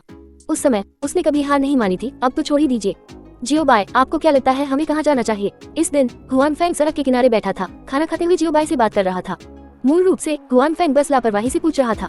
वह खुद भी इसे नहीं ढूंढ पाया। जियो बाई की तो बात ही छोड़िए, वह बस लापरवाही से पूछ रहा था। हालांकि हुआन फेंग को उम्मीद नहीं थी कि जियो बाई ने वास्तव में उसे जवाब दिया और कुछ ऐसा कहा जिसकी उसे उम्मीद नहीं थी। 1 लाख पर्वत। जब उसने जियाओ बाई को ये जगह कहते सुना तो हुआन फेंग की पहली प्रतिक्रिया ये थी कि यह संभव नहीं था। वह जगह दुष्ट जानवर का क्षेत्र था और वातावरण काफी जटिल था। नश्वर दुनिया के कई संप्रदायों ने वहाँ जल्दबाजी में काम करने की हिम्मत नहीं की। हालांकि हुआन फेंग ने एक पल के लिए इसके बारे में सोचा। उसकी आंखें चमक उठी। जितना अधिक उसने इसके बारे में सोचा, उतना ही उसे लगा कि यह 100,000 पहाड़ वास्तव में एक अच्छी जगह है। सबसे पहले 100,000 पर्वत काफी बड़े थे और यह स्वर्गीय गहन संप्रदाय से भी बहुत बड़ा था। दूसरे, 100,000 पर्वतों में संसाधन प्रचुर मात्रा में थे और वहाँ का वातावरण बहुत खतरनाक था। नश्वर दुनिया में कई साधकों को हर साल नश्वर दुनिया में प्रवेश करने के लिए जोखिम उठाना पड़ता था। ऐसा इसलिए था क्योंकि वे अंदर पर्याप्त अच्छी चीजें प्राप्त कर सकते थे। हर कोई जानता था कि 100,000 पहाड़ों में बहुत सारी अच्छी चीजें हैं। हालांकि क्योंकि यह अतीत में बहुत खतरनाक था, भले ही अन्य संप्रदायों को लुभाया गया हो, वे 100,000 पहाड़ों में बहुत गहराई तक जाने की हिम्मत नहीं करेंगे। हालांकि हुआन फेंग के पक्ष में जियाओ बाई के लिए यह पूरी तरह से अलग था। उसके लिए 100,000 पहाड़ एक खतरनाक जगह नहीं थी, यह एक खजाने की तिजोरी भी थी। साथ ही वे खतरनाक जानवर हुआन फेंग को उसके बेस की रक्षा करने में भी मदद कर सकते थे। जब इतने सारे खतरनाक जानवर उसके बेस की रक्षा कर रहे हो, तो कौन उसके बेस के बारे में कोई विचार रखने की हिम्मत कर सकता है? इसके अलावा चूंकि 100,000 पहाड़ों में रहने वाले वे क्रूर जानवर वहाँ साधना कर सकते थे, इसका मतलब ये भी था कि वहाँ बहुत सारी आध्यात्मिक ऊर्जा थी। ये कहा जा सकता है कि यह अन्य संप्रदायों के आधारों से कमजोर नहीं थी। हुआन फेंग जितना ज्यादा इस बारे में सोचता गया, उतना ही ज्यादा उत्साहित होता गया। उसने जियाओ बाई को जोर से थपथपाया और कहा, जियाओ बाई, ये बहुत अच्छी जगह है। तुमने मुझे पहले क्यों नहीं आगाह किया? जियाओ बाई ने हुआन फेंग को शिकायत भरी नजरों से देखा, मानो कह रही हो, तुमने मुझसे पहले कभी नहीं पूछा। जियाओ बाई ने हुआन फेंग को शिकायत से देखा, जैसे वह कह रहा हो, तुमने मुझसे पहले कभी नहीं पूछा। हालांकि अब इन बातों के बारे में सोचने का समय नहीं था, चूंकि उसने अपना मन बना लिया था। हुआन फेंग ने तीनों छोटे बच्चों को लिया और तुरंत 100,000 पहाड़ों पर चला गया। 100,000 पहाड़ बहुत बड़े थे, भले ही हुआन फेंग और अन्य लोग पहले से ही निकास से बहुत दूर थे, और यहाँ ये पहले से ही उनके पिछले निकास से बहुत दूर था। 100,000 पहाड़ों में प्रवेश करने के बाद हुआन फेंग और अन्य लोगों ने दुष्ट जानवर को देखना शुरू कर दिया। हालांकि पिछली लड़ाई के कारण कुछ दुष्ट जानवर मर चुके थे, फिर भी 100,000 पहाड़ों में बहुत सारे दुष्ट जानवर थे। भले ही उनमें से कुछ मर गए हों, फिर भी उनमें से बहुत सारे थे। यही कारण था कि नश्वर दुनिया में ये संप्रदाय इस जगह में प्रवेश करने की हिम्मत नहीं कर पाए। न केवल ये क्रूर जानवर शक्तिशाली थे, बल्कि उनके पास बहुत सारे थे। भले ही नश्वर दुनिया में सभी खेती संप्रदाय सेना में शामिल हो जाएं, फिर भी वे अपनी सुरक्षा की गारंटी नहीं दे पाएंगे। शायद इसलिए क्योंकि उन्होंने जियाओ बाई की की हुई को महसूस किया था। हुआन फेंग और अन्य लोगों ने रास्ते में अधिक से अधिक दुष्ट जानवर देखे। हुआन फेंग को यह भी स्पष्ट रूप से महसूस हो रहा था कि दूर से बहुत सारे दुष्ट जानवर भाग रहे थे। जब ये दुष्ट जानवर हुआन फेंग और अन्य लोगों के करीब पहुंचे, तो वे उन्हें केवल बगल से देख रहे थे। वे उन्हें परेशान करने के लिए आगे नहीं आए। हुआन फेंग और अन्य लोगों पर हमला करने की तो बात ही छोड़िए। जियो बाई की मौजूदगी के कारण हुआन फेंग और अन्य लोग अभी भी बहुत सुरक्षित थे। हालांकि ये संरचना वास्तव में बहुत बड़ी थी। कुआन फेंग ने अनुमान लगाया कि बहुत जल्द ही 100,000 पहाड़ों में सभी खतरनाक जानवर सतर्क हो जाएंगे। दिव्य जानवर की आभा धीरे धीरे ज़ियाओ बाई के शरीर से बाहर फैल गई। आसपास के दुष्ट जानवर और भी अधिक सम्मानजनक हो गए, अपनी सीमाओं को पार करने की हिम्मत नहीं कर रहे थे। कुआन फेंग और अन्य लोग वहाँ ज्यादा देर तक नहीं रुके, इसके बजाय वे उपयुक्त स्थान की तलाश में और भी गहराई में चले गए। कुआन फेंग और अन्य लोगों को वास्तव में ऐसी ही जगह मिली थी। 100,000 पहाड़ों में प्रवेश करने के बाद ये तीसरा दिन था। कुआन फेंग और अन्य लोगों को ऐसी ही जगह मिली थी। ये 100,000 पहाड़ों की गहराई थी। आम लोग कभी भी इस जगह में प्रवेश करने की हिम्मत नहीं करेंगे। कुआन फेंग आसपास के वातावरण में प्रचुर आध्यात्मिक ऊर्जा महसूस कर सकता था। ये स्वर्गीय गहन संप्रदाय में आध्यात्मिक ऊर्जा से भी अधिक प्रचुर थी। ये 100,000 पहाड़ों की गहराई थी। आम लोग कभी भी इस जगह में प्रवेश करने की हिम्मत नहीं करेंगे। कुआन फेंग आसपास के वातावरण में प्रचुर आध्यात्मिक ऊर्जा महसूस कर सकता था। ये स्वर्गीय गहन संप्रदाय में आध्यात्मिक ऊर्जा से भी अधिक प्रचुर थी। इसके अलावा आसपास का क्षेत्र विशाल और विशाल माना जाता था। ये संप्रदाय के आधार के रूप में उपयोग करने के लिए बहुत उपयुक्त था। एकमात्र परेशानी वाली बात यह थी कि यहाँ वास्तव में एक दुष्ट जानवर खेती कर रहा था। आखिरकार इतनी अच्छी जगह पर दुष्ट जानवर की नजर नहीं पड़ सकती थी। वास्तव में इस बात की संभावना थी कि दुष्ट जानवर इस जगह के लिए लड़ाई भी कर सकता था। कुआन फेंग जिस जगह को हासिल करना चाहता था वह किसी और के हाथ से कुछ छीनने जैसा था। सौभाग्य से ज़ियाओ बाई के पास अभी भी बहुत चेहरा था। एक बार जब ये दिखाई दिया तो शातिर जानवर जो यहाँ खेती कर रहा था वह इस जगह को छोड़ने और भूसे की तलाश में अन्य स्थानों पर जाने के लिए तैयार था। कुआन फेंग भावुक होकर आहें भरने से खुद को नहीं रोक पाया। उसके साथ एक दिव्य जानवर का होना अच्छा था। ऐसी जगह पर आकर उसे कुछ सम्मान मिलेगा। चून की जगह मिल गई थी, इसलिए अगली समस्या जगह के निर्माण की थी। कुआन फेंग के लिए पैसे कोई समस्या नहीं थे। ये तो बताने की जरूरत नहीं कि उनका स्टोरेज बॉक्स पैसे को आगे पीछे बदल सकता था। अगर यह संभव न भी हो तो भी 100,000 पहाड़ों में खजाने कम नहीं थे। वह बस कुछ ढूंढकर बहुत सारे कीमती खजाने आसानी से पा सकता था। उसके लिए उन्हें बेचना ही काफी होगा। उसके बाद कुआन फेंग लोगों के पास गया और कुछ निर्माण दल ढूंढे। उसने यहाँ इमारतें बनवानी शुरू कर दी। कुआन फेंग ने बहुत सारा पैसा दिया था, इसलिए निर्माण की प्रगति बहुत तेज हो गई। जब स्टेशन का निर्माण शुरू हुआ तो कुआन फेंग निष्क्रिय नहीं रहा। उसने शिष्यों की भर्ती की योजना बनाना शुरू कर दिया। वह संप्रदाय स्टेशन के निर्माण को पूरा नहीं होने दे सकता था। अगर उसे एक भी शिष्य नहीं मिला तो यह अजीब होगा। अगर उसे शिष्य बनाना था तो उसे लोगों के पास जाना होगा। दूसरे संप्रदायों के शिष्य भी लोगों में से ही चुने जाते थे, लेकिन फर्क ये था वे संप्रदाय पहले से ही बहुत मशहूर हैं। जब तक खबर फैलती है बहुत से लोग पहल करके शरण मांगने आते हैं। कुआन फेंग चाहता था कि वह शिष्य बनाने के लिए आम लोगों के पास जाए। 1906 भर्ती फुरोंग टाउन विंडी नेशन का एक साधारण शहर। शहर में हजारों लोग थे, जो कोई छोटी संख्या नहीं थी। शहर के सबसे नजदीकी कल्टीवेशन सेक्ट को ग्रीन फ्लेम सेक्ट कहा जाता था। आधा महीना पहले इंसानों और राक्षसों के बीच युद्ध के लगभग 1 महीने बाद ग्रीन फ्लेम सेक्ट शिष्यों की भर्ती के लिए यहाँ आया था। ये पूरे शहर के लिए एक बड़ी घटना थी। अतीत में ग्रीन फ्लेम संप्रदाय भी शिष्यों की भर्ती करने के लिए आया था, लेकिन वे हर 2 साल में एक बार ही आते थे। हालांकि पिछली बार जब वे आए थे तब से अभी आधा साल ही बीता था। तार्किक रूप से कहें तो ग्रीन फ्लेम संप्रदाय नहीं आएगा। हालांकि भले ही मनुष्यों ने मानव और दानवों के महायुद्ध में अंतिम लड़ाई जीत ली थी, फिर भी प्रत्येक संप्रदाय ने कमोबेश बहुत सारे शिष्यों को खो दिया था। इसलिए वे अब स्वास्थ्य लाभ की स्थिति में थे। स्वाभाविक रूप से उन्हें और अधिक शिष्यों की भर्ती करने की आवश्यकता थी, और फुरोंग टाउन के लोगों को भी इस मामले के बारे में पता था। आखिरकार इंसानों और राक्षसों के बीच महायुद्ध की खबर बहुत पहले ही फैल चुकी थी। बेशक जब विभिन्न संप्रदाय खबर फैला रहे थे तो उन्होंने युद्ध में अपने अपने संप्रदायों का योगदान बढ़ा दिया था। ग्रीन फ्लेम संप्रदाय के लिए भी यही बात लागू होती है। इस वजह से शहर के लोग ग्रीन फ्लेम संप्रदाय में और भी अधिक शामिल होना चाहते थे। हालांकि ग्रीन फ्लेम संप्रदाय हमेशा शिष्यों की भर्ती में सख्त रहा है, और इस बार हालांकि उन्होंने पहले से ही थोड़ी ढील दी थी, फिर भी वे ग्रीन फ्लेम संप्रदाय में शामिल होना चाहते थे। हालांकि वे अभी भी उन लोगों को स्वीकार नहीं करेंगे जिनके पास साधना करने की योग्यता नहीं है। इस वजह से इस बार भर्ती किए गए लोगों की संख्या अभी भी 10 से कम थी, और फुरोंग टाउन के आसपास अन्य शहर भी थे। इसलिए ग्रीन फ्लेम संप्रदाय के लोगों को पर्याप्त शिष्यों की भर्ती न कर पाने की चिंता नहीं करनी पड़ी। हालांकि हिबिकस टाउन के कई युवा बच्चों के लिए जो साधना करना चाहते थे, ये कमोबेश एक दुख की बात थी। ग्रीन फ्लेम संप्रदाय के दिव्य अमर हमें क्यों नहीं चाहते? मुझे मत बताए कि हमारे पास वास्तव में साधना करने की प्रतिभा नहीं है। हिबिकस शहर में कुछ 15-16 साल के बच्चे इकट्ठे हुए और उन्होंने कहा, ये सही है। गुआन गुआन, लीमाओ और अन्य सभी को ले जाया गया। उनके घर को भी महापौर द्वारा खजाने के रूप में माना जाता था। मैंने सुना है कि प्रत्येक परिवार ने 100 टाइल चांदी भी दी थी। एक अन्य बच्चे ने ईर्ष्या से कहा, ये सही है। गुआन गुआन, लीमाओ और अन्य सभी को ले जाया गया। उनके घर को भी महापौर द्वारा खजाने के रूप में माना जाता था। मैंने सुना है कि प्रत्येक परिवार ने 100 टाइल चांदी भी दी थी। एक अन्य बच्चे ने ईर्ष्या से कहा, 100 टाइल चांदी कोई छोटी रकम नहीं थी। बेशक इससे भी महत्वपूर्ण बात यह है कि जो लोग जो फ्लेम संप्रदाय द्वारा छीन लिए गए थे, तब से वे एक अलग रास्ते पर चल पड़े थे। ये लोग, उन्हें शांतिपूर्ण जीवन जीना था, और जो छीन लिए गए थे वे ऐसे व्यक्ति थे जो देवता हो सकते थे। उनसे कौन ईर्ष्या नहीं करेगा? उन देवताओं के चले जाने के बाद मेरे पिता ने मुझे बहुत पीटा। उन्होंने मुझ पर आरोप लगाया कि मैं उनकी उम्मीदों पर खरा नहीं उतर पाया। मैं भी पुराने देवताओं के साथ जाना चाहता हूँ। दुनिया हमें पसंद नहीं करती, क्यों न हम दूसरे संप्रदायों में जाकर प्रयास करें। उस युद्ध के बाद न केवल ग्रीन फ्लेम संप्रदाय शिष्यों की भर्ती करेगा, बल्कि अन्य संप्रदाय भी शिष्यों को स्वीकार करेंगे। एक बच्चे ने सुझाव दिया। बाकी लोगों की आंखें चमक उठी, लेकिन फिर उनकी आंखें धुंधली हो गयी। यदि हम अन्य संप्रदायों में भी जाएं, तो भी स्थिति वही रहेगी। हम सभी की पुराने देवताओं द्वारा पहले ही जांच की जा चुकी है कि हमारे पास साधना के लिए कोई प्रतिभा नहीं है। अन्य संप्रदायों में भी इसी प्रकार की जांच पद्धतियां हैं, इसलिए हम निश्चित रूप से उत्तीर्ण नहीं हो पाएंगे। ये सही है। पिछले साल ग्रीन फ्लेम संप्रदाय द्वारा वान को समाप्त कर दिए जाने के बाद उसे विश्वास नहीं हुआ और वह शिष्यों की भर्ती करने के लिए दूसरे संप्रदाय में चला गया। अंत में उन्होंने वही बात कही जो ग्रीन फ्लेम संप्रदाय के पुराने दिव्य अमर लोगों ने कही थी। क्या वान फिर भी वापस नहीं आया? सभी बच्चे भौचक्के रह गए। जाहिर है खेती न कर पाना उनके लिए बहुत बड़ा झटका था। इस दुनिया में किसान श्रेष्ठ हैं। अगर वे खेती कर पाते तो न केवल वे बेहतर कौशल सीख पाते बल्कि उनका अपना परिवार भी इससे लाभान्वित होता। इस शहर में उनका रुतबा भी तुरंत बढ़ जाता, यहाँ तक कि अधिकारियों का भी। वे अपने परिवार के साथ भी एक विशिष्ट अतिथि की तरह व्यवहार करते। इसलिए ये स्वाभाविक था कि ग्रीन फ्लेम स्कूल द्वारा बाहर किए जाने के बाद वे इतने निराश होंगे। खांसी जैसे ही वे आहें भर रहे थे, एक अपरिचित युवक उनकी ओर आया और बोला, छोटे मित्रों, क्या आप खेती करना चाहते हैं? बेशक, क्या तुम बकवास नहीं कर रहे हो? कौन खेती नहीं करना चाहता? शायद इसलिए क्योंकि वे बुरे मूड में थे, लेकिन युवक का सवाल सुनकर किसी का गला रुंध गया। अगर तुम खेती करना चाहते हो तो मेरे साथ आओ, युवक ने कहा। आप कौन हैं? आप किस साधना संप्रदाय से हैं? सभी युवा नए कोने की ओर देखने लगे। मेरा नाम हुआन फेंग है और मैं जिस संप्रदाय से संबंधित हूँ उसे हुआक्सिया तलवार संप्रदाय कहा जाता है। आदमी ने कहा। ये व्यक्ति स्वाभाविक रूप से हुआन फेंग था, जो एक शिष्य को स्वीकार करने के लिए पहाड़ से नीचे गया था। हुआक्सिया तलवार संप्रदाय, मैंने इसके बारे में पहले कभी नहीं सुना। कुछ युवकों के चेहरे पर उलझन भरे भाव थे। वे ऐसे लोग थे जो पूरे दिल से अमर साधक बनना चाहते थे। वे पहले से ही आसपास के साधना संप्रदायों के बारे में जानते थे। इससे पहले उन्होंने कभी भी हुआक्सिया गैंग नामक किसी संप्रदाय के बारे में नहीं सुना था। हमारा हुआक्सिया तलवार संप्रदाय एक नया साधना संप्रदाय है। ये सामान्य बात है कि आपने इसके बारे में पहले कभी नहीं सुना होगा। हुआन फेंग ने कहा, एक नया संप्रदाय? तुम हमें धोखा देने के लिए तो नहीं आए हो? उन युवकों ने सावधानी से पूछा। वास्तव में कुछ लोग ऐसे भी थे जो स्वयं को साधना संप्रदाय के लोग बताकर उनके अन्याय होने का दिखावा करते थे, लेकिन अंततः वे मानव तस्कर निकले। क्या मैं उस तरह का व्यक्ति हूँ? हुआन फेंग ने असहाय होकर कहा। वह इतनी दयनीय स्थिति में कब पहुँच गया? वह यहाँ व्यक्तिगत रूप से शिष्यों को स्वीकार करने आया था, लेकिन अंत में उसके साथ मानव तस्कर जैसा व्यवहार किया गया। तो फिर आप हमारे सामने प्रदर्शन कर सकते हैं, एक युवक ने कहा। ठीक है, हुआन फेंग ने कहा। ऐसा लग रहा था कि अगर ये युवा उस पर विश्वास करना चाहते हैं तो उसे प्रदर्शन करना होगा। उसके बाद हुआन फेंग ने आसानी से एक उड़ने वाली तलवार का इस्तेमाल किया। उसके बाद उसने एक युवक को अपनी तलवार पर रहने दिया।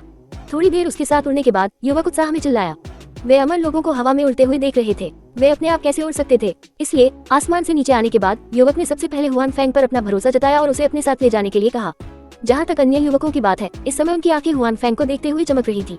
उनका पहले वाला संदेहपूर्ण रवैया बदल गया और वे सभी हुआन फेंग से विनती करने लगे कि वे उन्हें वहाँ से ले जाएं। दूसरी ओर हुआन फेंग ने उनमें से किसी को भी अस्वीकार नहीं किया, बल्कि उन सभी को वापस ले जाने पर सहमति व्यक्त की।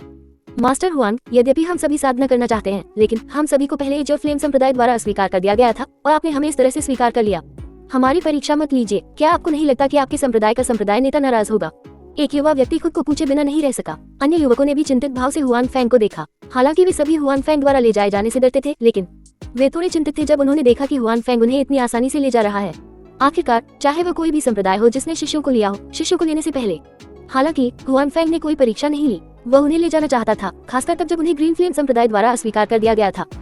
ले जाए जाना स्वाभाविक रूप से एक अच्छी बात थी। हालांकि उन्हें ये भी डर था कि उन्हें हुआक्सिया तलवार संप्रदाय में वापस खदेड़ दिया जाएगा। चिंता मत करो, हमारा हुआक्सिया तलवार संप्रदाय और अन्य संप्रदाय ऐसा करने में सक्षम नहीं हो सकते हैं। हमें परीक्षा देने की आवश्यकता नहीं है। केवल आवश्यकता यह है कि आपको अपने चरित्र की परीक्षा उत्तीर्ण करनी होगी। आप सभी मेरे साथ आ सकते हैं। भविष्य में जब तक आपके चरित्र के साथ कोई समस्या नहीं है, तब तक आपको भगाया नहीं जाएगा, हुआन फेंग ने कहा। सभी युवकों ने तुरंत गारंटी दी कि उनके चरित्र में कोई समस्या नहीं है। इसके अलावा मैं हुआक्सिया तलवार संप्रदाय से संप्रदाय नेता हूँ और आप सभी हुआक्सिया तलवार संप्रदाय से शिष्यों के पहले बैच होंगे, हुआन फेंग ने कहा। आप संप्रदाय के नेता? कुछ युवकों ने आश्चर्य से हुआन फेंग की ओर देखा। आखिरकार हुआन फेंग बहुत छोटा था। वह उन पुराने दिव्य अमरों से बहुत छोटा था जो ग्रीन फ्लेम संप्रदाय में शिष्यों की भर्ती करने आए थे। हुआन फेंग जैसे युवा व्यक्ति के लिए वह किसी भी अन्य संप्रदाय में केवल एक प्रवेश स्तर का शिष्य था। इसलिए इन युवकों को उम्मीद नहीं थी कि हुआन फेंग संप्रदाय का नेता होगा। इस वजह से उनमें हुआक्सिया तलवार संप्रदाय के प्रति अविश्वास की भावना पैदा हो गई। हालांकि साथ ही वे थोड़े उत्साहित भी थे। आखिरकार वे पहली पीढ़ी के शीर्ष शिष्य थे। उन्हें इसे कैसे कहना चाहिए, यह उनके लिए बहुत बड़ा सम्मान होगा। भविष्य में हुआक्सिया तलवार संप्रदाय का एक और शिष्य उनका कनिष्ठ होगा। ठीक है, मैं अभी भी शिष्यों को लेना जारी रखना चाहता हूँ। घर जाओ और अपने परिवार को बताओ। मैं 10 दिन बाद आकर तुम्हें ले जाऊंगा, हुआन फेंग ने कहा। इस बार वह सिर्फ कुछ ही शिष्यों को नहीं लेगा, इसलिए उसे कुछ और शहरों में जाना पड़ा। इस समय हुआन फेंग को अपने छोटे भाई के न होने का दर्द महसूस हुआ। जब वह एक शिष्य की भर्ती करना चाहता था तो उसे व्यक्तिगत रूप से भागना पड़ा। सौभाग्य से यह एकमात्र अवसर था। भविष्य में उन्हें व्यक्तिगत रूप से सामने आने की आवश्यकता नहीं पड़ेगी। इस समय हुआन फेंग को अपने छोटे भाई के न होने का दर्द महसूस हुआ। जब वह एक शिष्य की भर्ती करना चाहता था तो उसे व्यक्तिगत रूप से भागना पड़ा। सौभाग्य से यह एकमात्र अवसर था। भविष्य में उन्हें व्यक्तिगत रूप से सामने आने की आवश्यकता नहीं पड़ेगी। इसके अलावा ये कुछ चांदी भी है, इसे अपने परिवार को दे दो। इसका इस्तेमाल अपने परिवार के खर्चों को पूरा करने के लिए करो। आखिरकार एक बार जब तुम चले जाओगे तो तुम्हें कुछ सालों तक पहाड़ छोड़ने की अनुमति नहीं होगी। हुआन फेंग ने कुछ चांदी निकाली और इन युवकों को दे दी। उनमें से प्रत्येक के पास लगभग 200 टैल चांदी थी। जब युवकों ने चांदी देखी तो उनकी आंखें चमक उठी। ग्रीन फ्लेम संप्रदाय द्वारा ले जाए गए लोगों में से प्रत्येक की कीमत केवल 100 चांदी थी, लेकिन वास्तव में उनके पास 200 चांदी थी। जहाँ तक इस बात का सवाल है कि वे कुछ वर्षों में वापस लौटेंगे या नहीं, वे सभी मानसिक रूप से तैयार थे। चाहे वह कोई भी संप्रदाय हो, उन्हें अपनी मर्जी से घर जाने की अनुमति नहीं थी। साधना का मतलब था ध्यान केंद्रित करना। अगर ये धर्मनिरपेक्ष दुनिया में होता, अगर कोई इसके बारे में बहुत चिंतित होता, तो इससे उसकी साधना को कोई लाभ नहीं होता। इसलिए कुछ युवकों ने हुआन फैंग से पैसे लिए और खुशी खुशी घर चले गए। हुआन फैंग अपने शिष्यों की भर्ती जारी रखने के लिए दूसरे शहर चला गया। 10 दिनों में हुआन फैंग ने सफलतापूर्वक 200 शिष्यों की भर्ती की। इन लोगों में एक बात समान थी, वे सभी अन्य संप्रदायों द्वारा चुने गए और हटाए गए थे। आखिरकार सभी संप्रदायों ने अपने शिष्यों को स्वीकार करने के लिए भेजा था। हुआन फैंग केवल उनमें से बाकी लोगों को ही चुन सकता था। सौभाग्य से हुआन फैंग को इसकी परवाह नहीं थी। आखिरकार उसकी साधना तकनीक इस दुनिया की साधना तकनीकों से अलग थी। उसके दृष्टिकोण से वे तथाकथित परीक्षण पूरी तरह से बेकार थे। जैसा कि उसने कहा, वह जिसे सबसे ज्यादा पसंद करता था, यह एक व्यक्ति का चरित्र था, जब तक कि उसमें कुछ भी गलत न हो। हुआन फैंग का मानना था कि वह उन सभी को प्रशिक्षित करने में सक्षम होगा। 1907 यह एक मजाक है। 10 दिन बाद जब हुआन फैंग फुरोंग टाउन में फिर से दिखाई दिया, तो उसने शहर के प्रवेश द्वार पर लोगों के एक समूह को देखा जो आसमान की ओर देख रहे थे। जब उन्होंने हुआन फैंग को देखा तो वे बहुत उत्साहित थे। वह यहाँ है, वह यहाँ है, छोटा दिव्य अमर यहाँ है, वह सचमुच यहाँ है। ऐसा लगता है कि मेरे बच्चे ने मुझसे झूठ नहीं बोला। आप सब घुटने टेक दे। लोगों के एक समूह ने हुआन फैंग की ओर इशारा किया जो आकाश में उसके करीब आता जा रहा था, और उत्साहित होकर कहा। जब हुआन फैंग करीब आया तो लोगों का समूह घबराहट में घुटनों के बल बैठ गया। वे हुआन फैंग के प्रति अत्यंत सम्मानपूर्ण थे और उन्होंने अपना सिर उठाने की भी हिम्मत नहीं की। हमारे हिबिकस टाउन में लिटिल डिवाइन इमॉर्टल का आना हमारे लिए सम्मान की बात है। हिबिकस टाउन के मेयर के तौर पर मैं आपका स्वागत करने के लिए शहर के सभी लोगों का प्रतिनिधित्व करता हूँ, little divine immortal. Huan Fang के सामने घुटने टेकते हुए बूढ़े व्यक्ति ने सम्मानपूर्वक कहा। उसने अपना सिर उठाने की भी हिम्मत नहीं की। बूढ़े आदमी उठो। हुआन फैंग जल्दी से बूढ़े आदमी की मदद करने के लिए आगे बढ़ा। पृथ्वी पर ये बूढ़ा आदमी उसके सामने घुटने टेक रहा था। ये जीवन का नुकसान होगा। जब से हुआन फैंग को दिव्य अमर के अस्तित्व के बारे में पता चला है, इन चीजों के लिए आपको गौर करना। उसी समय हुआन फैंग ने एक बार फिर महसूस किया कि इस दुनिया में साधकों की स्थिति कितनी सम्मानित है। अपने संप्रदाय के संप्रदाय नेता का तो कहना ही क्या, यहाँ तक कि एक निश्चित साधना संप्रदाय के सबसे युवा शिष्य का भी। अगर वह यहाँ होता तो उसे डर था कि उसके साथ जो व्यवहार किया जाएगा वह इससे भी बदतर नहीं होगा। यह एक ऐसी दुनिया थी जहाँ ताकत का सम्मान किया जाता था और साधकों का दर्जा विशेष रूप से ऊंचा था। जब बूढ़े आदमी ने हुआन फैंग को खुद उसे उठाने में मदद करते देखा तो उसका चेहरा उत्साह से लाल हो गया। हुआन फैंग को यह भी डर था कि वह उत्साह से बेहोश हो जाएगा। छोटे दिव्य अमर, जो लोग आपके बाद दूसरे स्थान पर हैं, वे सभी यहाँ हैं। महापौर ने अपने पीछे खड़े युवक की ओर इशारा करते हुए कहा। इसके अलावा हमारे शहर में अभी भी कुछ युवा हैं और वे सभी यहाँ हैं। छोटे दिव्य अमर, देखिए कि क्या वे आपके संप्रदाय में शामिल हो सकते हैं। हुआन फैंग ने मेयर के पीछे देखा। निश्चित रूप से जितने लोगों की पुष्टि उसने पहले की थी उससे ज्यादा लोग आ रहे थे। ये सभी लोग 15 या 16 साल के थे और उनमें से ज्यादातर को दूसरे संप्रदायों ने खत्म कर दिया था। आमतौर पर अगर वे 16 साल की उम्र से पहले साधना संप्रदायों द्वारा चुने नहीं गए होते तो ये तय था कि उन्हें अपने जीवन के बाकी समय में साधना करने का मौका नहीं मिलेगा। इसलिए 13 या 14 साल की उम्र से ही कई युवा बड़े संप्रदायों द्वारा चुने जाते थे, और जब वे 15 या 16 साल की उम्र में पहुंचते थे तो उन्हें मूल रूप से दूसरे संप्रदायों द्वारा चुना जाता था। और अब वे अभी भी यहाँ थे। इसका मतलब केवल ये हो सकता है कि वे सभी समाप्त हो गए थे। और अब हर कोई जानता था कि जो लोग पहले समाप्त हो गए थे उनमें से कुछ को कल्टिवेशन सेक्ट्स द्वारा चुना गया था। शेष लोग स्वाभाविक रूप से बहुत उत्साहित थे, इसलिए ये जानने के बाद कि हुआन फैंग फिर से यहाँ कब आएगा। वे सभी यहाँ लंबे समय से इंतजार कर रहे थे। हुआन फैंग ने इन युवकों को देखा। उनकी आंखों और उनके माता पिता की आंखों में वह इच्छा देख सकता था। वे सभी हुआन फैंग को उत्सुकता से देख रहे थे। हुआन फैंग ने कुछ देर सोचा। भीड़ की उम्मीद भरी निगाहों के बीच उसने सिर हिलाया और कहा, हाँ, वे सभी मेरे साथ आ सकते हैं। हालांकि मैं ये स्पष्ट कर दूंगा कि मैं जिस चीज को महत्व देता हूँ वह प्रतिभा नहीं है, चाहे कोई व्यक्ति कितना भी मूर्ख क्यों न हो। मैं उसके लिए एक उपयुक्त साधना पद्धति ढूंढ सकता हूँ। मैं जिस चीज को महत्व देता हूँ वह है चरित्र। जिस किसी को भी चरित्र से जुड़ी कोई समस्या है मैं उसे जरूर लौटा दूंगा। अगर यह गंभीर है तो मैं व्यक्तिगत रूप से संप्रदाय को साफ भी कर दूंगा। छोटे देवता, कृपया निश्चिंत रहें। हमारे हिबिकस टाउन के बच्चों को निश्चित रूप से उनके चरित्र के साथ कोई समस्या नहीं होगी। बूढ़े मेयर ने तुरंत वादा किया। ये सही है छोटे देवता, अगर मेरे बच्चे के साथ कुछ भी गलत है तो आप उसे पीट सकते हैं और डांट सकते हैं। ये सही है, ये सही है। मेरा बच्चा छोटे देवता को सौंप दिया जाएगा। भविष्य में आप जो चाहे कर सकते हैं। जब युवाओं के माता पिता ने देखा कि हुआन फैंग ने उनके बच्चे को स्वीकार कर लिया है तो वे सभी बहुत उत्साहित हुए। उन्होंने जल्दी से हुआन फैंग से वादा किया। जब हुआन फैंग ने ये जाना पहचाना दृश्य देखा तो उसके दिल में कुछ भावुकता सी आ गई। माता पिता की अपने बच्चों के प्रति देखभाल, चाहे वह कोई भी समय और स्थान क्यों न हो, यह एक जैसी ही थी। पृथ्वी पर हुआन फैंग को अभी भी याद है जब वह छोटा था, जब वह सिर्फ प्राथमिक विद्यालय में था। उसके माता पिता, उन्होंने उसके शिक्षक से ये भी कहा कि जब तक वह कोई गलती करता है वह अपने शिक्षक को उसे पीटने और डांटने देगा। वह कभी किसी बात की शिकायत नहीं करेगा। बेशक आजकल के बच्चे अलग हो सकते हैं। अब कई माता पिता अपने बच्चों को अपने परिवार की धरोहर मानते हैं। वे उन्हें किसी भी तरह की परेशानी में नहीं देखना चाहते। हालांकि कोई बात नहीं, हुआन फैंग अभी भी इन माता पिता के रवैये से बहुत संतुष्ट था। जब उन युवकों ने देखा कि हुआन फैंग वास्तव में उन्हें स्वीकार करने के लिए तैयार है तो उनमें से हर एक भी बेहद उत्साहित था। वे पहले से ही एक से अधिक संप्रदायों के चयन में भाग ले चुके थे। उन्हें बार बार अस्वीकार कर दिया गया था। उन्हें लगा कि उनके पास अब और साधना करने का मौका नहीं है। वे पूरी तरह से हार मानने से पहले 16 साल की उम्र तक ही इंतजार कर सकते थे। हालांकि इस समय हुआन फेंग अचानक प्रकट हुआ। उसने उन्हें साधना करने का मौका दिया था। ये कल्पना की जा सकती थी कि वे अभी कितने उत्साहित थे। उनमें से हर एक ने अपने दिल में कसम खाई कि वे इस अवसर को संजोकर रखेंगे। कोई भी हुआन फेंग द्वारा पीछे हटने के लिए मजबूर नहीं होना चाहता था। वे साधना करने का मौका खो देंगे। हमेशा की तरह हुआन फेंग ने युवाओं के माता पिता को घर बसाने के लिए कुछ पैसे दिए। इसके बाद वह बच्चों के समूह के साथ चला गया। उसके बाद हुआन फेंग बिना किसी अपवाद के दूसरे शहरों में गया। हर शहर में ज्यादा युवा आए और वे शहर हिबिकस टाउन जैसे ही थे। ये जानने के बाद कि एक संप्रदाय ने लोगों की भर्ती की है, वे सभी हुआन फेंग के फिर से आने का इंतजार कर रहे थे। आखिरकार हुआन फेंग हर शहर में ज्यादा समय तक नहीं रहा था। कुछ युवाओं को चुनने के बाद वह चला गया, इसलिए शहर के दूसरे लोगों को इस बारे में पता नहीं था। लेकिन हुआन फेंग के चले जाने के बाद वे युवा स्वाभाविक रूप से अपने परिवारों को इस बारे में बताएंगे। इस तरह ये धीरे धीरे पूरे शहर में फैल जाएगा। इस वजह से हर शहर हुआन फेंग के आदमियों का इंतजार कर रहा था। उसकी अपेक्षा से ज्यादा लोग उसका इंतजार कर रहे थे। इसलिए अंत में हुआन फेंग अपने आदमियों को 100,000 पहाड़ों पर वापस ले आया। उसने जितने शिष्यों को भर्ती किया था उनकी संख्या पहले ही 500 तक पहुंच चुकी थी। यह कोई छोटी संख्या नहीं थी, भले ही वह हेवली प्रोफाउंड सेक्ट जैसा संप्रदाय हो। हर बार जब वह एक शिष्य को स्वीकार करता तो वह ज्यादा से ज्यादा कुछ दर्जन शिष्यों को स्वीकार करता। ज्यादा से ज्यादा वह 1 से 200 शिष्यों को स्वीकार करता। हुआन फेंग की तरह इतने कम समय में इतने सारे शिष्यों को कौन स्वीकार करेगा। आखिरकार उन संप्रदायों में शिष्यों को लेने के लिए कुछ शर्तें थी। इसके अलावा शर्तें काफी कठोर थी। इसलिए एक शहर में परीक्षा में शामिल होने वाले 10 युवाओं में से एक को स्वीकार करना पहले से ही बुरा नहीं माना जाता था। अगर कुछ शहरों को जोड़ दिया जाए तो भी ये बहुत ज्यादा नहीं होगा। हुआन फेंग के लिए ऐसा लग रहा था जैसे हर कोई उसे चाहता है। इस तरह वह स्वाभाविक रूप से अधिक लोगों को भर्ती करेगा। हालांकि ये थोड़ा बहुत आकस्मिक भी लग रहा था। जब हुआन फेंग 500 से अधिक शिष्यों के साथ 100,000 पर्वतों पर लौटे तो उनके द्वारा शिष्यों की भर्ती करने की खबर पहले से ही साधना क्षेत्र में फैल चुकी थी। हर कोई इस मामले की पूरी प्रक्रिया को पहले से ही जान चुका था। आखिरकार हुआन फेंग की ताकत थी और कोई भी उसे अनदेखा करने की हिम्मत नहीं करता था। इससे पहले जब सभी को पता था कि वह अपना खुद का संप्रदाय स्थापित करने जा रहा है, जब हुआन फेंग एक आधार की तलाश कर रहा था तो उनमें से कई इस बारे में बहुत चिंतित थे। उन्हें डर था कि हुआन फेंग उनके अपने आधार को पसंद करेगा। अगर ऐसा हुआ तो मामला निपटना मुश्किल हो सकता है। हुआन फेंग के लिए ये सभी की उम्मीदों के अनुरूप था। उसने अंत में 100,000 पर्वतों को चुना था। ये भी एक प्रत्याशित था कि कल्टीवेशन क्षेत्र में यह एक अच्छी जगह थी। सभी अच्छी जगहों को विभाजित किया गया था। हुआन फेंग एक अच्छी जगह खोजना चाहता था। यह आसान नहीं था, इसलिए ये समझ में आता है कि वह अंत में 100,000 पर्वतों को चुनेगा। आखिरकार कोई भी उस जगह को विभाजित करने की हिम्मत नहीं करेगा। हालांकि अप्रत्याशित रूप से उनमें से किसी ने भी इसकी उम्मीद नहीं की थी। हुआन फेंग ने अपने संप्रदाय के लिए इतनी खतरनाक जगह चुनी होगी। हालांकि जब उन्होंने हुआन फेंग के बगल में ज़ियाओबाई के बारे में सोचा तो उन्हें लगा कि यह समझ में आता है। ज़ियाओबाई के आसपास होने से हुआन फेंग को दुष्ट जानवर से डरने की जरूरत नहीं थी। इस बारे में वे संप्रदाय बहुत ईर्ष्यालु थे। आखिरकार हर कोई जानता था कि 100,000 पर्वत संसाधनों और आध्यात्मिक ऊर्जा से भरपूर थे।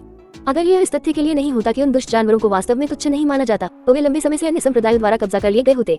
और अब हुआन फेंग वास्तव में वहाँ एक संप्रदाय का आधार बनाने में सक्षम था। इससे वास्तव में सभी ईर्ष्यालु हो गए। उसके बाद हुआन फेंग ने बाहर जाकर शिष्यों को स्वीकार करना शुरू कर दिया। पहले तो सभी चिंतित थे, वह उन उच्च गुणवत्ता वाले युवाओं को चुनेगा, लेकिन कौन जानता था। जब हुआन फेंग ने शिष्यों को चुना तो ऐसा लगा जैसे वह खिलवाड़ कर रहा था। वह बिल्कुल भी गंभीर नहीं था, वह सभी को चाहता था और उसने तब बिल्कुल भी परीक्षण नहीं किया था। यहाँ तक कि कई ऐसे लोग भी थे जिन्हें दूसरे संप्रदायों ने हटा दिया था।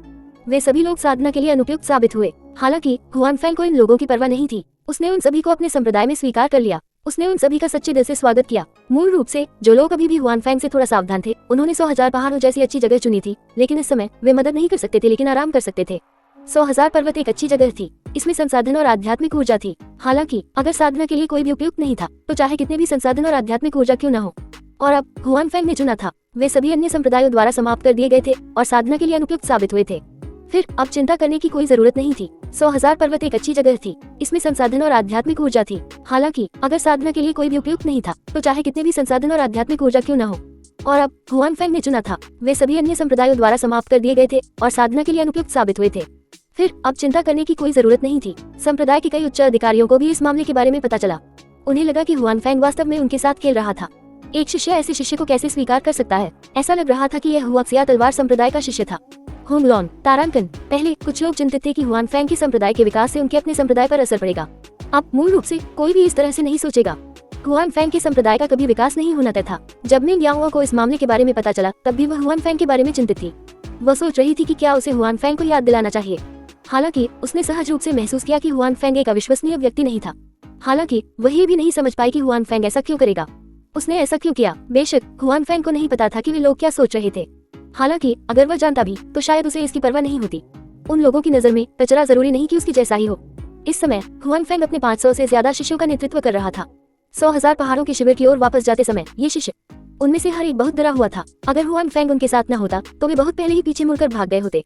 1908 उसे विश्वास नहीं हुआ। एक गुरुजी, क्या हमारे संप्रदाय का आधार इसी पर्वत पर स्थित है। हुआन फैंग के बगल में एक युवक खड़ा था जो लगभग 16 या 17 साल का था। वह थोड़ा डरा हुआ था, लेकिन थोड़ा हैरान भी था क्योंकि उसने हुआन फैंग से पूछा। हुआन फैंग ने इस युवक को देखा, उसे उसका नाम याद आ गया। उसका नाम ली युनफे था। 2 महीने में वह 17 साल का हो जाएगा। उसने जितने भी शिष्य लिए थे उनमें वह सबसे बड़ा था।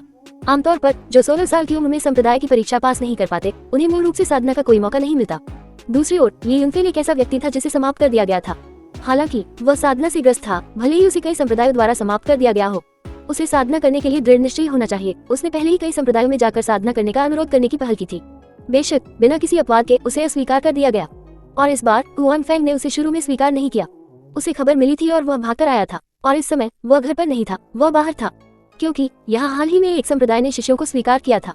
इसलिए वह घर छोड़कर यहाँ आया था ताकि इसे आजमा सके। बेशक उसे एक बार फिर से हटा दिया गया। जैसे ही वह थोड़ा निराश महसूस कर रहा था, उसने सुना कि हुआन फैंग एक शिष्य को स्वीकार करने आया है। वह तुरंत वहां पहुंचा। उस समय हुआन फैंग पहले से ही भर्ती किए गए शिष्यों को साथ लेकर आया था। जब वह जाने वाला था तो ली युनफे ने हुआन फैंग को देखकर बिना कुछ कहे घुटनों के बल बैठ गया। उसने हुआन फैंग से उसे अपना शिष्य स्वीकार करने की विनती की और वादे करता रहा। वह अपनी साधना में निश्चित रूप से कड़ी मेहनत करेगा। उसने वादा किया कि वह अपने संप्रदाय को कभी धोखा नहीं देगा। हुआन फैंग पर उनकी गहरी छाप थी, और यह उस समय ली युनफे के चेहरे पर ईमानदारी के कारण भी था। ये कहा जा सकता है कि खेती उसका सपना था, और अपने सपने की खातिर वह अपना सब कुछ दे सकता था। अंत में हुआन फैंग ने स्वाभाविक रूप से ली युनफे को दूर ले गया। इससे वह उत्साह से रोने लगा। वह 12 साल की उम्र से रो रहा था। वह लगभग 17 साल का था। इन 5 सालों में वह साधना के अवसरों की तलाश कर रहा था, लेकिन उसे हमेशा खारिज कर दिया गया।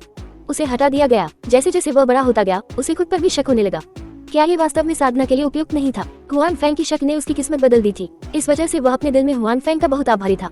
इस समय उसे डर था कि अगर किसी ने हुआन फैंग का अनादर करने की हिम्मत की तो वह उससे मौत तक लड़ेगा। हाँ, हमारे संप्रदाय का आधार हमारे ठीक आगे है, हुआन फैंग ने कहा। मैंने सुना है कि ये 100,000 पहाड़ बहुत खतरनाक हैं। मैंने कभी नहीं सोचा था कि हमारे संप्रदाय का आधार यहाँ होगा, ली युनफे ने कहा। इन सभी वर्षों में ली युनफे साधना संप्रदायों में शामिल होने के लिए साधना कर रहा था। मैंने बहुत सी जगहों पर भागदौड़ की, हालांकि अंत में वे सभी खारिज कर दिए गए, लेकिन इस वजह से उन्होंने बहुत ज्ञान प्राप्त किया था। इस युग के कई लोगों के विपरीत, जो अपने दिल की गहराई से बूढ़े हो गए, उन्होंने अपने पूरे जीवन में कभी शहर नहीं छोड़ा था, इसलिए स्वाभाविक रूप से उनके पास बहुत अधिक ज्ञान नहीं था। और ली युनफे स्पष्ट रूप से ऐसा नहीं था। ये 100,000 पहाड़ वाकई बहुत खतरनाक है, लेकिन वह अतीत की बात है, वह दूसरे लोगों के लिए है। हुआन फैंग ने मुस्कुराते हुए कहा, भविष्य में आपको यहाँ कोई खतरा नहीं होगा। बेशक आप यहाँ दुष्ट जानवर पर हमला नहीं कर सकते। भविष्य में आपको उनके साथ शांति से रहना होगा। वे आपके साथ खेती भी करेंगे। क्या ये दुष्ट जानवर हमारे साथ खेती करेगा? ली युनफे का मुंह खुला हुआ था और उसका चेहरा अविश्वास से भरा हुआ था। उसने पहले भी सुना था कि दुष्ट जानवर को पाला जा सकता है, लेकिन दुष्ट जानवर और मनुष्यों के बीच का रिश्ता हमेशा से ही शत्रुतापूर्ण रहा है। अतीत में एक से ज्यादा बार ऐसी घटनाएं हुई थी जब दुष्ट जानवर ने मनुष्यों पर हमला किया था। इसलिए जब हुआन फैंग ने कहा कि वे भविष्य में शातिर जानवर के साथ शांति से रहना चाहते हैं, या यहाँ तक कि उसके साथ मिलकर खेती करना चाहते हैं, तो ली युनफे को लगा कि यह अविश्वसनीय था। ये सही है, हुआन फैंग ने सिर हिलाया और कहा, ऐसी कई चीजें हैं जो आप भविष्य में जानेंगे। ली युनफे ने सिर हिलाया और पूछना जारी नहीं रखा। हालांकि वह अपने संप्रदाय के बारे में और भी अधिक उत्सुक हो गया। आखिरकार उसने पहले कभी इतना शक्तिशाली संप्रदाय नहीं देखा था। ये वास्तव में दुष्ट जानवर को उनके साथ शांति से रहने में सक्षम बना सकता था। शुरू में ली बिंगलियू ने इस नए संप्रदाय में शामिल होने पर नहीं सोचा था कि यह संप्रदाय कुछ खास है। एक संप्रदाय जिसके बारे में उसने पहले कभी नहीं सुना था, शायद सिर्फ एक छोटा सा संप्रदाय था। हालांकि ली युनफे को कई संप्रदायों ने अस्वीकार कर दिया था, इसलिए भले ही वह केवल एक स्मॉल संप्रदाय में शामिल हो जाए, वह संतुष्ट रहेगा। कम से कम वह भविष्य में साधना कर सकता है। हालांकि उसे पता चला कि उसका संप्रदाय और उसका नेता दोनों ही बहुत रहस्यमय थे। वे उसकी कल्पना से कहीं परे थे। ली युनफे ने अपने पीछे उत्सुक और डरे हुए किशोरों को देखा। उसने अपने दिल में सोचा, शायद वे सभी वही सोच रहे थे जो उसने पहले सोचा था।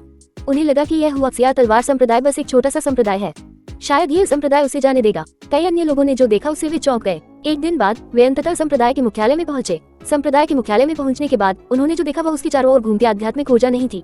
राजसी और भव्य दृश्य इसके बजाय एक व्यस्त दृश्य था। लोग हर जगह व्यस्त थे, खेती में व्यस्त नहीं, वे घर बनाने में व्यस्त थे। यह जिन युवाओं ने ये देखा वे सभी थोड़े स्तब्ध थे। यह उनकी अपेक्षा से बिल्कुल अलग था। इसके अलावा कई लोगों को आश्चर्य हुआ कि क्या उन्हें धोखा दिया गया है।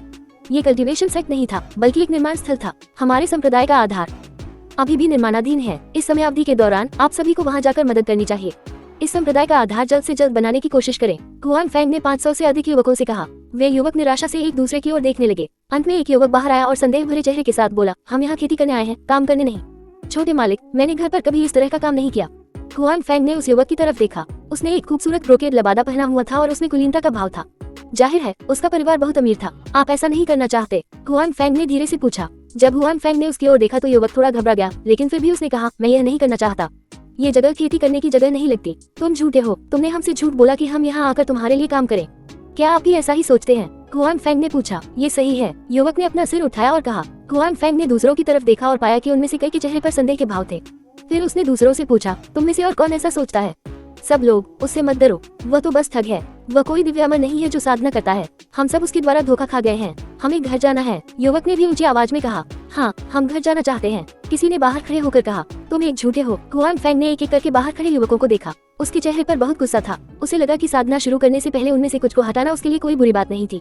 मेरा विश्वास करो, जो लोग रुकना चाहते हैं वे अभी मेरे लिए काम करें। हुआन फेंग ने स्पष्ट आवाज में कहा। उसने कमजोरी के कोई संकेत नहीं दिखाए क्योंकि बहुत से लोगों को उस पर संदेह था।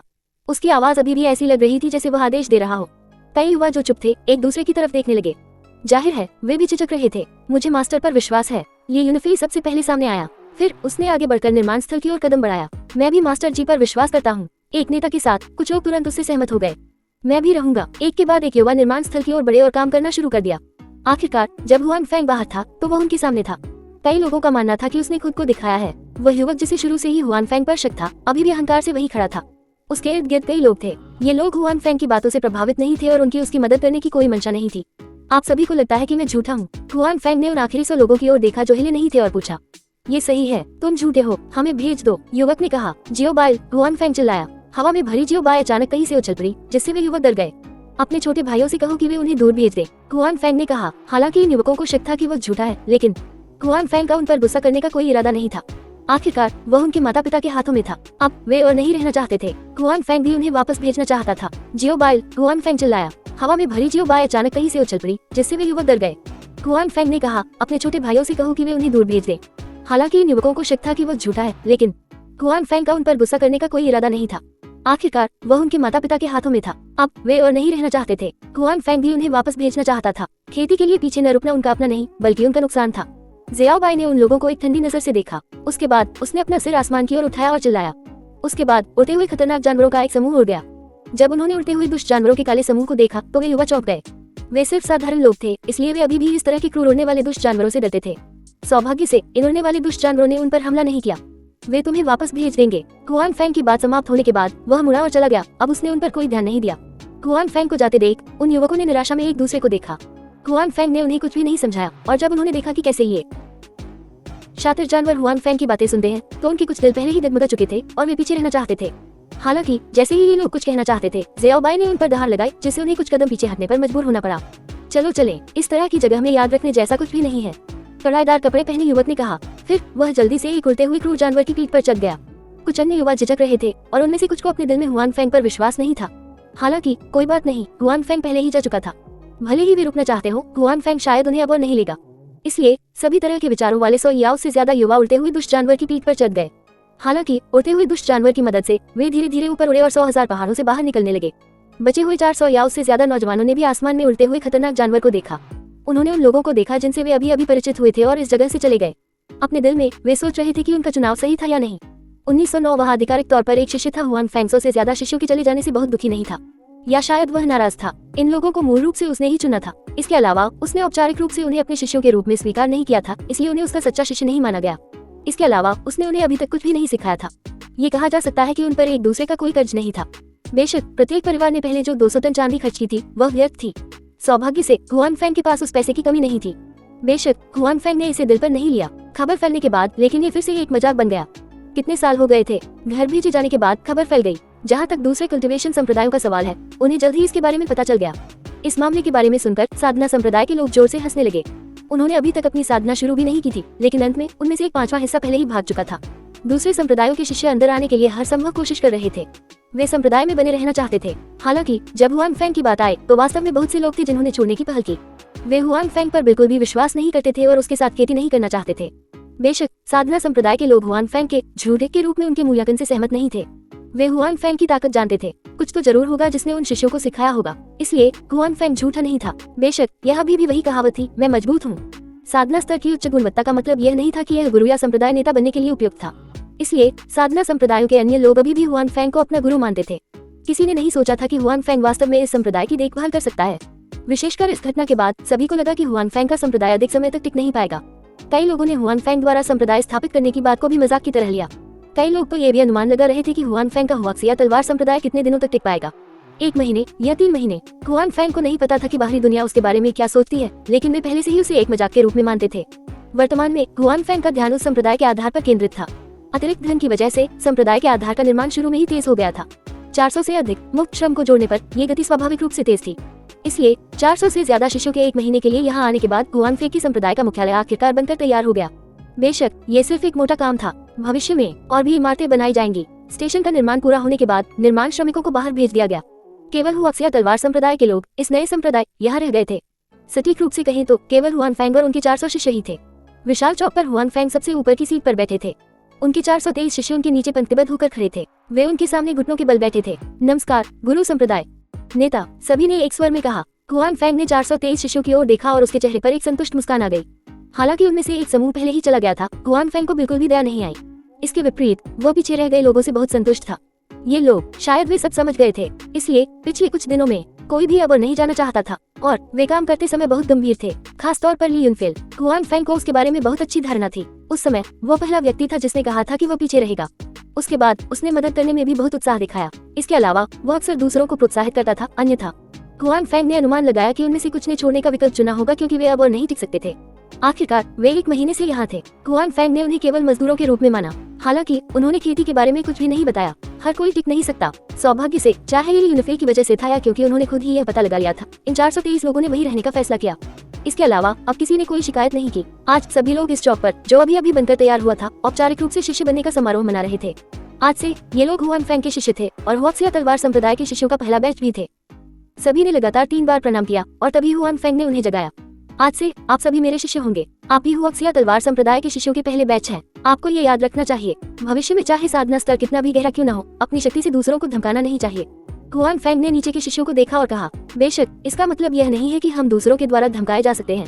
हमारे संप्रदाय के नियम हैं, यदि आप मुझे अपमानित नहीं करते हैं तो मैं आपको अपमानित नहीं करूंगा। यदि आप मुझे अपमानित करते हैं तो मैं आपको 10 गुना वापस कर दूंगा। नीचे खड़े शिष्य चिल्लाए, संप्रदाय नेता के आदेश याद रखो। ठीक है, हुआनफैंग ने सिर हिलाया, फिर कहा, अब से मैं तुम्हें खेती की तकनीक सिखाऊंगा। ये सुनकर नीचे बैठे शिष्यों की हिम्मत नहीं हुई कि वे हिले, लेकिन उनमें से हर एक के चेहरे पर उत्साह के भाव थे। वे यहाँ साधना करने आए थे। अंत में 1 महीने के समय में हुआनफैंग ने उनसे केवल शारीरिक श्रम करने को कहा। उन्होंने साधना के बारे में एक भी शब्द नहीं कहा, जिससे सभी बहुत असहज महसूस कर रहे थे। यदि उनमें साधना के प्रति उत्कंठा न होती, ये तथ्य कि हुआनफैंग ने स्वयं को उनके सामने प्रकट किया था, ये यूफी का प्रोत्साहन और अन्य कारण न होते, तो वे भी पिछले समूह के लोगों की तरह हार मान लेते। सौभाग्य से वे टिके रहे। अब हुआनफैंग आखिरकार उन्हें साधना तकनीक सिखाने जा रहा था। स्वाभाविक रूप से वे बहुत उत्साहित थे। हुआनफैंग ने नीचे बैठे लोगों के चेहरे पर भाव देखे, लेकिन उसने कुछ नहीं कहा। इसके बजाय वो उन्हें अच्छी तरह से समझ गया। अगर वह उन लोगों से बदल गया तो उसे डर था कि वह उनसे भी ज्यादा उत्साहित हो जाएगा। आप में से कुछ लोग गए और ये साधना पुस्तकें भेजे। हाँ, हुआनफैंग ने आगे की पंक्ति में बैठे लोगों से कहा। अगली पंक्ति में बैठे लोग तुरंत आगे आए और एक एक करके हुआनफैंग के पास मैनुअल बांटने लगे। सभी के पर्चे लेने के बाद हुआनफैंग ने कहा, अब आपके पास जो है वह हमारे संप्रदाय की सबसे बुनियादी साधना पद्धति है। ये भी शुरुआती स्तर पर है, लेकिन भले ही वे शुरुआती स्तर पर है, फिर भी वे शुरुआती स्तर पर ही है। हालांकि हर कोई इसे नहीं निकाल सकता। इन साधना तकनीकों को उन लोगों तक लीक करने की अनुमति नहीं थी जो संप्रदाय का हिस्सा नहीं थे। अगर ऐसा हुआ और मुझे पता चला तो मैं उन्हें संप्रदाय से निकाल दूंगा, साथ ही उनके साधना स्तर को भी कम कर दूंगा। क्या तुम मेरी बात सुन रहे हो? मैंने तुम्हारे बारे में सुना है। बहुत बढ़िया। हुआनफैंग ने सिर हिलाया और कहा, अब मैं एक बार इस साधना पद्धति को समझाऊंगा। उसके बाद आप सभी वापस जाकर साधना कर सकते हैं। अगर आपको कुछ समझ में नहीं आता है तो आप मुझसे पूछ सकते हैं। उसके बाद सबकी उम्मीद भरी और लालसा भरी निगाहों के सामने उसने एक बार साधना विधि के बारे में बताया। ये साधना विधि, हुआनफैंग ने स्टोरेज बॉक्स की दुकान से इसे खरीदने के लिए बहुत बड़ी रकम खर्च की थी। हालांकि ये केवल शुरुआती स्तर पर थी। हालांकि कीमत बहुत ज्यादा थी। सबसे महत्वपूर्ण बात ये थी, यहाँ तक कि जिन लोगों में साधना की प्रतिभा नहीं थी, वे भी इस साधना तकनीक की खेती कर सकते थे। वे इसे सफलतापूर्वक कर सकते थे। इसके अलावा इस साधना तकनीक की साधना गति इस दुनिया के अन्य संप्रदायों की साधना तकनीकों की तुलना में तेज थी। ये ठीक इसी वजह से था कि इसकी कीमत इतनी अधिक थी। इसलिए हालांकि यह बात सिर्फ शुरुआती स्तर की थी, फिर भी यह निश्चित रूप से एक अच्छी बात थी। अगर इसे बाहर ले जाया जाता तो ये बहुत संभव था कि यह एक पागल लड़ाई का कारण बन जाता। ये भी इसी वजह से था कि हुआनफैंग ने सभी से इसे प्रकट न करने के लिए इतनी गंभीरता से कहा था। स्पष्टीकरण के बाद हुआनफैंग ने सभी को तुरंत जाने नहीं दिया। इसके बजाय उसने सभी से कहा, बाद में आप लोग एक एक करके आएं। मैं आप सभी को एक गोली दूंगा। इसे खाने के बाद यह आपकी आध्यात्मिक ऊर्जा को तेजी से संघनित करने में आपकी मदद करेगी। जितनी जल्दी हो सके सच्ची साधना की दहलीज पर कदम रखें। हुआनफैंग के शब्दों ने नीचे बैठी भीड़ को एक बार फिर उत्साहित कर दिया। उनमें से किसी ने भी नहीं सोचा था कि हुआनफैंग इतना विचारशील होगा। जहाँ तक उस गोली की बात है जो हुआनफैंग उन्हें देना चाहता था, उसने इस समय के दौरान खुद ही इसे तैयार किया था। उसके पास दिव्य ड्रैगन कड़ाही थी और उसकी कीमिया का स्तर पहले से ही बहुत ऊंचा था। इसके अलावा उसने पहले ही कीमिया का सूत्र प्राप्त कर लिया था और वह उस गोली को परिष्कृत करना चाहता था जो लोगों को स्पिरिट की हुई को संघनित करने में मदद कर सके। ऐसा करना बहुत मुश्किल काम नहीं था। इसके अलावा 100,000 पहाड़ों में अभी भी बहुत सारी सामग्रियां थी। उसके पास कच्चे माल की कमी नहीं थी। उसके बाद सभी एक एक करके आए और हुआनफैंग से एक गोली ली। उनमें से कुछ तो गोली मिलते ही उसे खाने के लिए बेताब थे। आखिरकार अगर वे साधना करना चाहते भी तो 1 या 2 दिन नहीं लगते। अब जबकि मौका उनके सामने था, वे और इंतजार नहीं करना चाहते थे। हुआन फैंग मुस्कुराया और उन्हें नहीं रोका। उसके बाद उनके लिए साधना करने का समय होगा। जैसा कि कहावत है, जब कोई गुरु उन्हें साधना के लिए संप्रदाय में ले जाता है तो व्यक्ति वही होता है। हुआन फैंग उन्हें समझाने में मदद कर सकता था, वह उन्हें साधना तकनीकों के बदले में दे सकता था, लेकिन अंत में उन्हें खुद ही साधना करनी होगी। सौभाग्य से ये सभी लोग दूसरे संप्रदायों द्वारा सेवानिवृत्त हो चुके थे, इसलिए उन्होंने और भी अधिक साधना करने के अवसर का आनंद लिया। हुआन फैंग को उन्हें जल्दी करने की कोई आवश्यकता नहीं थी। ये सच था, खाने और सोने के अलावा बाकी समय साधना में व्यतीत होता है। मेरे शरीर में सच्ची की हुई है। 3 दिन बाद ये यूनिफी की उत्साहित और कुछ हद तक तीखी आवाज संप्रदाय के शिविर में गूंजी। मेरे शरीर में सच्ची की हुई है। 3 दिन बाद ये यूनिफी की उत्साहित और कुछ हद तक तीखी आवाज संप्रदाय के शिविर में गूंजी। हुआन फैंग, जो मुख्य हॉल में था, ने अपनी आंखें खोली और दूर से ली यूनिफे को देखा। उसे अपने दिल में बहुत संतुष्टि महसूस हुई। उसने कभी नहीं सोचा था कि यूनिफे सच्ची साधना करने वाला पहला व्यक्ति होगा। हालांकि जब उसने इसके बारे में सोचा तो उसे यह अजीब नहीं लगा। ये व्यक्ति अपनी साधना में बहुत दृढ़ था। वह उन सभी में सबसे मेहनती था। साथ ही उसका दिमाग बेवकूफ नहीं था। उसके लिए ज़ेन की साधना करना अजीब नहीं था। हालांकि दूसरों को ये स्वाभाविक नहीं लगा जैसा कि हुआन फैंग ने सोचा था। इससे पहले जब तक वे सच्ची की खेती नहीं करते थे तब तक ये लोग कुछ हद तक परेशान थे। आखिरकार वे सभी अन्य संप्रदायों द्वारा समाप्त कर दिए गए थे। अंत में हुआन फैंग ने बिना कुछ पूछे उन्हें बुलाया। उन्हें ये भी डर था कि वे अपनी सच्ची की खेती नहीं कर पाएंगे। अब जब ली यूनिफे ने अपनी सच्ची की खेती कर ली थी तो बाकी लोग राहत महसूस कर रहे थे। इसका मतलब था कि वे भी खेती कर सकते थे और साधक बन सकते थे। 1910 एक साथ खेती करें 3 ये समझने के बाद सभी उत्साहित हो गए और यह पता चला कि ऐसा नहीं है कि वे साधना नहीं कर सकते, बल्कि अन्य संप्रदायों में उन्हें सिखाने की क्षमता नहीं है। इस समय सभी लोग बेहद भाग्यशाली महसूस कर रहे थे। उन्होंने हुआक्सिया तलवार संप्रदाय में शामिल होने का फैसला किया था और उन्हें हुआन फैंग पर संदेह नहीं था, लेकिन उन्होंने छोड़ने का फैसला किया। अब उनके प्रयास आखिरकार सफल हो गए थे। ये यूनफिल के लिए वह पहले से ही फूट फूट कर रोना शुरू कर चुका था। ऐसा नहीं था कि उसे रोना पसंद था, लेकिन वास्तव में वह एक बहुत मजबूत व्यक्ति था। अन्यथा उसे इतने सारे संप्रदायों द्वारा अस्वीकार नहीं किया जाता। वह अभी भी अपने सपने में दृढ़ था। ये यूनिफी अपने दिल में उत्तेजना के कारण रो पड़ा। इस अवधि के दौरान वह जो दर्द और हिचकिचाहट महसूस कर रहा था उसे कोई नहीं जानता था। जब उसे एक के बाद एक संप्रदायों द्वारा अस्वीकार किया गया तो वह सतह से कुछ भी नहीं देख सकता था। हालांकि उसके दिल में दबाव बढ़ता जा रहा था। खासकर जैसे जैसे वह बड़ा होता गया उसके दिल में दबाव बढ़ता गया। वह पहले से ही 16 साल से अधिक का था। कई संप्रदायों को उसकी उम्र पता चलने के बाद उन्होंने उसे प्रशिक्षण का मौका भी नहीं दिया। हालांकि ये यूनफिल फिर भी डटा रहा। हालांकि उसे नहीं पता था कि वह इस निराशाजनक स्थिति में कब तक टिक पाएगा। जब हुआन फैंग प्रकट हुआ तो यह उसके भ्रमित होने के लिए था। हुआन फैंग ने उसकी उम्र के बारे में भी नहीं पूछा। उसे परखे बिना वह जानता था कि वह उसे दूर ले गया था। इससे वह थोड़ा डर गया। उसे डर था कि जब समय आएगा तब भी वह साधना नहीं कर पाएगा। हालांकि उम्मीद की एक किरण होने पर भी ये यूनफे हार नहीं मानना चाहता था। जब दूसरों को हुआन फैंग पर शक हुआ तो उसने बिना किसी हिचकिचाहट के हुआन फैंग पर विश्वास करना चुना। ये सिर्फ इसलिए नहीं था क्योंकि उसे हुआन फैंग पर विश्वास था, बल्कि इसलिए भी क्योंकि उसे खुद पर विश्वास था। इससे उसे उम्मीद मिल रही थी। वह नहीं चाहता था कि उसकी आखिरी उम्मीद भी खत्म हो जाए। केवल ये यूनफे ही जानता था कि इस महीने के समय में वह भी अपने दिल में खोया हुआ था। वास्तव में वह दूसरों की तुलना में और भी अधिक हिचकिचा रहा था, खासकर इस महीने के दौरान। जब वह अपना मुंह बंद रखता था और साधना के बारे में बात नहीं करता था तो उसके दिल में हिचकिचाहट और भी तीव्र हो जाती थी। ये यूनफे सिर्फ खुद को दिलासा दे सकता था। उसे हुआन फेक पर भरोसा करना था। हुआन फेक की क्षमता इतनी महान थी कि वह निश्चित रूप से झूठ नहीं बोल रहा था। बस ये यूनफे को खुद नहीं पता था कि इस दिलासे का कितना असर हुआ। सौभाग्य से अब सब कुछ खत्म हो चुका था। हर चीज का एक परिणाम होता है। हुआन फैंग ने वास्तव में उससे झूठ नहीं बोला। उसने वास्तव में उसे खेती करना सिखाया था और उसने वास्तव में अपनी सच्ची की खेती की थी। जब उसने अपने शरीर में सच्ची की हुई महसूस की तो यूनफे बेहोश हो गया। वह जोर से रोया। इस दौरान उसने जो कुछ भी अनुभव किया था उसे याद करते हुए वह और भी बुरी तरह रोया। उसके आसपास के लोग कमोबेश यूनफे को समझते थे। आखिरकार इस अवधि के दौरान उन्होंने हर दिन एक साथ काम किया था। इसके अलावा वे आराम से इधर उधर नहीं घूम सकते थे, इसलिए वे स्वाभाविक रूप से एक दूसरे से परिचित हो गए। इसके अलावा ये यूनफे अक्सर उन्हें प्रोत्साहित करता था, इसलिए उनमें से अधिकांश को पता था कि यूनफे ने क्या सामना किया था। अब जब उन्होंने यूनफे की प्रतिक्रिया देखी तो वे अपने दिल में इसे समझ सकते थे। साथ ही वे यूनफे के लिए भी खुश थे। बेशक वे खुद के लिए भी खुश थे। ये यूनफे ने पहले ही सच्ची की खेती कर ली थी, तो क्या वे अभी भी दूर होंगे? निश्चित रूप से अगले 2 या 3 दिनों में बचे हुए लोग उन्होंने भी एक के बाद एक अपनी सच्ची की खेती की थी। पूरे हुआक्सिया तलवार संप्रदाय में समय समय पर आश्चर्य की जयकार होती थी। वे सभी अन्य संप्रदायों द्वारा समाप्त कर दिए गए थे। हालांकि उनका अनुभव ली यूनफे जितना बुरा नहीं था, लेकिन यह अच्छा भी नहीं था। इससे पहले वे सभी सोचते थे कि वे साधना करने में असमर्थ होने के लिए किस्मत में थे। एक समय में वे निराशा में थे, लेकिन अब वे अपनी सच्ची की साधना करने में सक्षम थे। यह निश्चित रूप से एक खुशी का अवसर था। जब वे खुश थे तो हुआन फैंग के प्रति उनकी प्रशंसा बढ़ गई। साथ ही उन्हें हुआक्सिया तलवार संप्रदाय के प्रति अपनेपन का एहसास हुआ, जिसने उन्हें एक नया जीवन दिया था। बेशक उसी समय वे अभी भी उन लोगों के बारे में सोच रहे थे जो उनके शिविर में आ चुके थे। अंत में उन्होंने छोड़ने का फैसला किया क्योंकि उन्हें हुआन फैंग पर शक था। यह अफसोस की बात थी कि वे साधना से बस एक कदम दूर थे। हुआन फैंग ने उन्हें एक मौका दिया था, लेकिन अंत में उन्होंने इसे छोड़ दिया था। इसके लिए हुआन फैंग को दोषी नहीं ठहराया जा सकता। वास्तव में इसके लिए स्वर्ग को भी दोषी नहीं ठहराया जा सकता, क्योंकि उनके पास साधना करने का मौका था और वही थे जिन्होंने इसे छोड़ दिया था। इसलिए अगर वे किसी को दोषी ठहराना चाहते थे तो वे केवल खुद को ही दोषी ठहरा सकते थे। सच्ची की साधना करने के बाद ये संकेत मिलता है कि वे आधिकारिक तौर पर अमर साधना की दहलीज पर कदम रख चुके हैं। अब से वे सभी साधक होंगे। उन्होंने आधिकारिक तौर पर अपने पिछले जीवन को अलविदा भी कहा और अब वे साधारण लोग नहीं थे। इस वजह से उनका जीवन काल काफी बढ़ गया था। हालांकि सभी जानते थे कि वे अभी केवल दहलीज पर कदम रख रहे थे।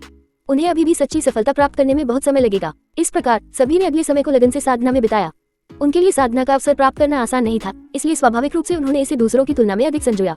इसके अलावा हुआन फैंग ने उन्हें जो साधना तकनीक दी थी वह काफी उन्नत साधना तकनीक थी। यह अन्य संप्रदायों की तुलना में बहुत बेहतर थी, इसलिए उनकी साधना की गति भी स्वाभाविक रूप से तेज थी। इसलिए जैसे जैसे हर कोई लगन से साधना कर रहा था, उनके शरीर में सच्ची कीवी बढ़ती रही। उनकी साधना भी बढ़ती रही। उनमें से ली यूनफे, जिसे हुआन फेंग ने अपने सबसे बड़े वरिष्ठ भाई के रूप में चुना था, ली यूनफे लगातार बूढ़ा होता जा रहा था। अपनी साधना की प्रगति के साथ वो पूरी तरह से बड़ा वरिष्ठ भाई बन सकता था। साथ ही सभी को ली यूनफे द्वारा उन्हें प्रोत्साहित किया जाना याद था, इसलिए हुआन फेंग की नियुक्ति पर किसी को कोई आपत्ति नहीं थी। जब से ली यूनफे बड़ा वरिष्ठ भाई बना है, वह अपनी साधना में और भी अधिक गंभीर हो गया है। साथ ही वह दूसरों की साधना पर भी ध्यान दे रहा है, उनके साथ इस पर चर्चा कर रहा है। ये कहा जा सकता है कि उसके बड़े वरिष्ठ भाई ने सभी की साधना को बेहतर बनाने में बहुत अच्छा काम किया है। हुआक्सिया तलवार संप्रदाय के शिविर में ली यूनफे और अन्य लोगों के अलावा जो साधना कर रहे थे, वहाँ विशेष प्राणियों का एक समूह भी था जो साधना कर रहे थे। वे 100,000 पहाड़ों के मूल मालिक शातिर जानवर थे। ज़ियाओबाई के अस्तित्व के कारण इन दुष्ट जानवरों के लिए हुआक्सिया तलवार संप्रदाय के लोगों पर हमला करना असंभव था। वास्तव में अगर हुआक्सिया तलवार संप्रदाय भविष्य में किसी भी खतरे में था, तो ये दुष्ट जानवर उनके सहायक होंगे। इसलिए वे इन दुष्ट जानवरों की ताकत को कैसे बढ़ा सकते हैं, ये कुछ ऐसा था जिसके बारे में हुआन फेंग इस समय सोच रहा था। चूंकि वे पहले से ही उसके सहयोगी थे, इसलिए हुआन फेंग को स्वाभाविक रूप से अपनी ताकत बढ़ाने में कोई आपत्ति नहीं होगी। इससे अप्रत्यक्ष रूप से हुआक्सिया तलवार संप्रदाय की ताकत बढ़ जाएगी। इसलिए हुआन फेंग ने स्टोरेज बॉक्स के शॉपिंग मॉल में बहुत सारा पैसा खर्च किया था। ये साधना तकनीक वास्तव में स्टोरेज बॉक्स की दुकान में यह असामान्य नहीं थी। आखिरकार चीन के कुछ उपन्यासों में भूतों की भी खेती की जा सकती है। इसके अलावा साधना तकनीक बहुत समृद्ध थी। हालांकि इन भूतों की खेती करने की कठिनाई बहुत अधिक होगी। स्टोरेज बॉक्स के शॉपिंग मॉल में दुष्ट जानवर की खेती के लिए उपयुक्त कई साधना तकनीकें थी। हुआन फेंग ने इन साधना तकनीकों का आदान प्रदान किया और उन्हें ज़ियाओबाई को दे दिया। फिर ज़ियाओबाई दुष्ट जानवर को सिखाएगा। ज़ियाओबाई इस बात से बहुत खुश था। अब 100,000 पहाड़ों में रहने वाला दुष्ट जानवर उसके छोटे भाई जैसा ही था। वह स्वाभाविक रूप से खुश था कि वह अपने छोटे भाई की ताकत बढ़ाने में मदद कर सकता था। वे दुष्ट जानवर यह भी जानते थे कि हुआन फेंग और शियाओबाई के इरादे अच्छे थे। वे गंभीरता से साधना भी कर रहे थे। नतीजतन हर दिन बड़ी संख्या में दुष्ट जानवर हमेशा हुआक्सिया तलवार संप्रदाय में इकट्ठा होते थे। अगर यह इस तथ्य के लिए नहीं होता कि वे लंबे समय से यहाँ रह रहे थे और जानते थे कि ये दुष्ट जानवर उन पर हमला नहीं करेंगे, हुआक्सिया तलवार संप्रदाय के शिष्य अब तक डरकर भाग गए होते। ये कहा जा सकता है कि हुआक्सिया तलवार संप्रदाय में साधना का माहौल बहुत ही अस्त व्यस्त था। चाहे वह मनुष्य हो या दुष्ट जानवर, वे सभी गंभीरता से साधना कर रहे थे। हुआन फेंग जैसे व्यक्ति के लिए जो वास्तविक दुनिया में आराम करने का आदी था, वह हमेशा यहाँ रहता था। ये निश्चित रूप से उसे महसूस कराएगा। हालांकि उन साधारण शिष्यों और दुष्ट जानवर के लिए उनके मन में ऐसे विचार नहीं आते। इस दुनिया में मनोरंजन की बहुत कम परियोजनाएं थी। साथ ही ये साधना की दुनिया थी और लोगों का मुख्य विषय साधना था। ली यूनफे और अन्य लोगों को पहले अस्वीकार कर दिया गया था। अब वे और भी अधिक साधना करने के अवसर को संजोते हैं। इसलिए भले ही वे हर दिन साधना कर रहे थे, उन्हें महसूस नहीं होगी। वास्तव में उन्हें ये भी लगेगा कि दिन के 24 घंटे पर्याप्त नहीं है। वे दिन के 24 घंटे साधना करने में सक्षम होने के लिए इंतजार नहीं कर सकते थे। इसलिए हुआन फेंग कुछ महीनों तक तलवार संप्रदाय के शिविर में रहने के बाद उसने 100,000 पहाड़ों को छोड़ने का नाटक किया। ली यूनफे और अन्य लोगों के लिए वे शिविर में रहना और साधना करना जारी रखते थे। उनके चारों ओर खतरनाक जानवर थे। हुआन फेंग को उनकी सुरक्षा के बारे में चिंता करने की जरूरत नहीं थी।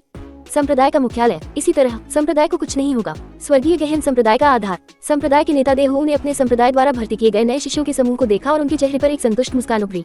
हालांकि पिछले युद्ध में हेवली प्रोफाउंड संप्रदाय को कुछ नुकसान हुआ था, लेकिन हेवली प्रोफाउंड संप्रदाय अभी भी नश्वर दुनिया में नंबर 1 संप्रदाय था और उसका आधार मजबूत था। कुछ लोगों को खोना उन्हें बहुत नुकसान नहीं पहुंचाएगा। इसके अलावा उसके बाद हेवली प्रोफाउंड संप्रदाय ने घोषणा की कि वे शिष्यों की भर्ती करने जा रहे हैं। तुरंत अनगिनत लोग अलग अलग जगहों से भाग कर आए जो हेवली प्रोफाउंड संप्रदाय में शामिल होना चाहते थे। आखिरकार हेवली प्रोफाउंड संप्रदाय का नाम नश्वर दुनिया में काफी प्रसिद्ध था। इसलिए युद्ध में हेवली प्रोफाउंड संप्रदाय को जो नुकसान हुआ था, उसकी भरपाई जल्दी ही हो गई। हालांकि साधना स्तर में थोड़ी कमी थी, लेकिन हेवली प्रोफाउंड संप्रदाय के लिए अपनी नींव के साथ उनका पोषण करना बहुत मुश्किल नहीं होगा। इसमें कोई आश्चर्य की बात नहीं थी कि संप्रदाय के नेता देहो अच्छे मूड में थे। युद्ध से उनकी स्थिति पर कोई असर नहीं पड़ेगा। वैसे हुआक्सिया तलवार संप्रदाय कैसा चल रहा है? संप्रदाय के नेता देहो को अचानक हुआन फेंग द्वारा स्थापित हुआक्सिया तलवार संप्रदाय का ख्याल आया और उसने लापरवाही से पूछा, मुझे यकीन नहीं है। उसके बगल में बैठे एक बुजुर्ग ने कहा, आखिरकार वह जगह 100,000 पहाड़ों की चोटी पर है। आम लोगों के लिए वहाँ जाना बहुत मुश्किल है। जब से लोगों का वो समूह पहाड़ से बाहर आया है, तब से कोई और बाहर नहीं आया। मुझे लगता है कि वे वही रह गए हैं। मुझे यकीन नहीं है। उसके बगल में बैठे एक बुजुर्ग ने कहा, आखिरकार वह जगह 100,000 पहाड़ों की चोटी पर है। आम लोगों के लिए वहाँ जाना बहुत मुश्किल है। जब से लोगों का वो समूह पहाड़ से बाहर आया है, तब से कोई और बाहर नहीं आया। मुझे लगता है कि वे वही रह गए हैं। ओह, मैंने सोचा था कि वे लोग चले जाएंगे। मुझे उम्मीद नहीं थी कि लोगों का एक समूह पीछे रह जाएगा। संप्रदाय के नेता देहो ने थोड़ा आश्चर्य से कहा, लेकिन उसने इसे दिल पर नहीं लिया।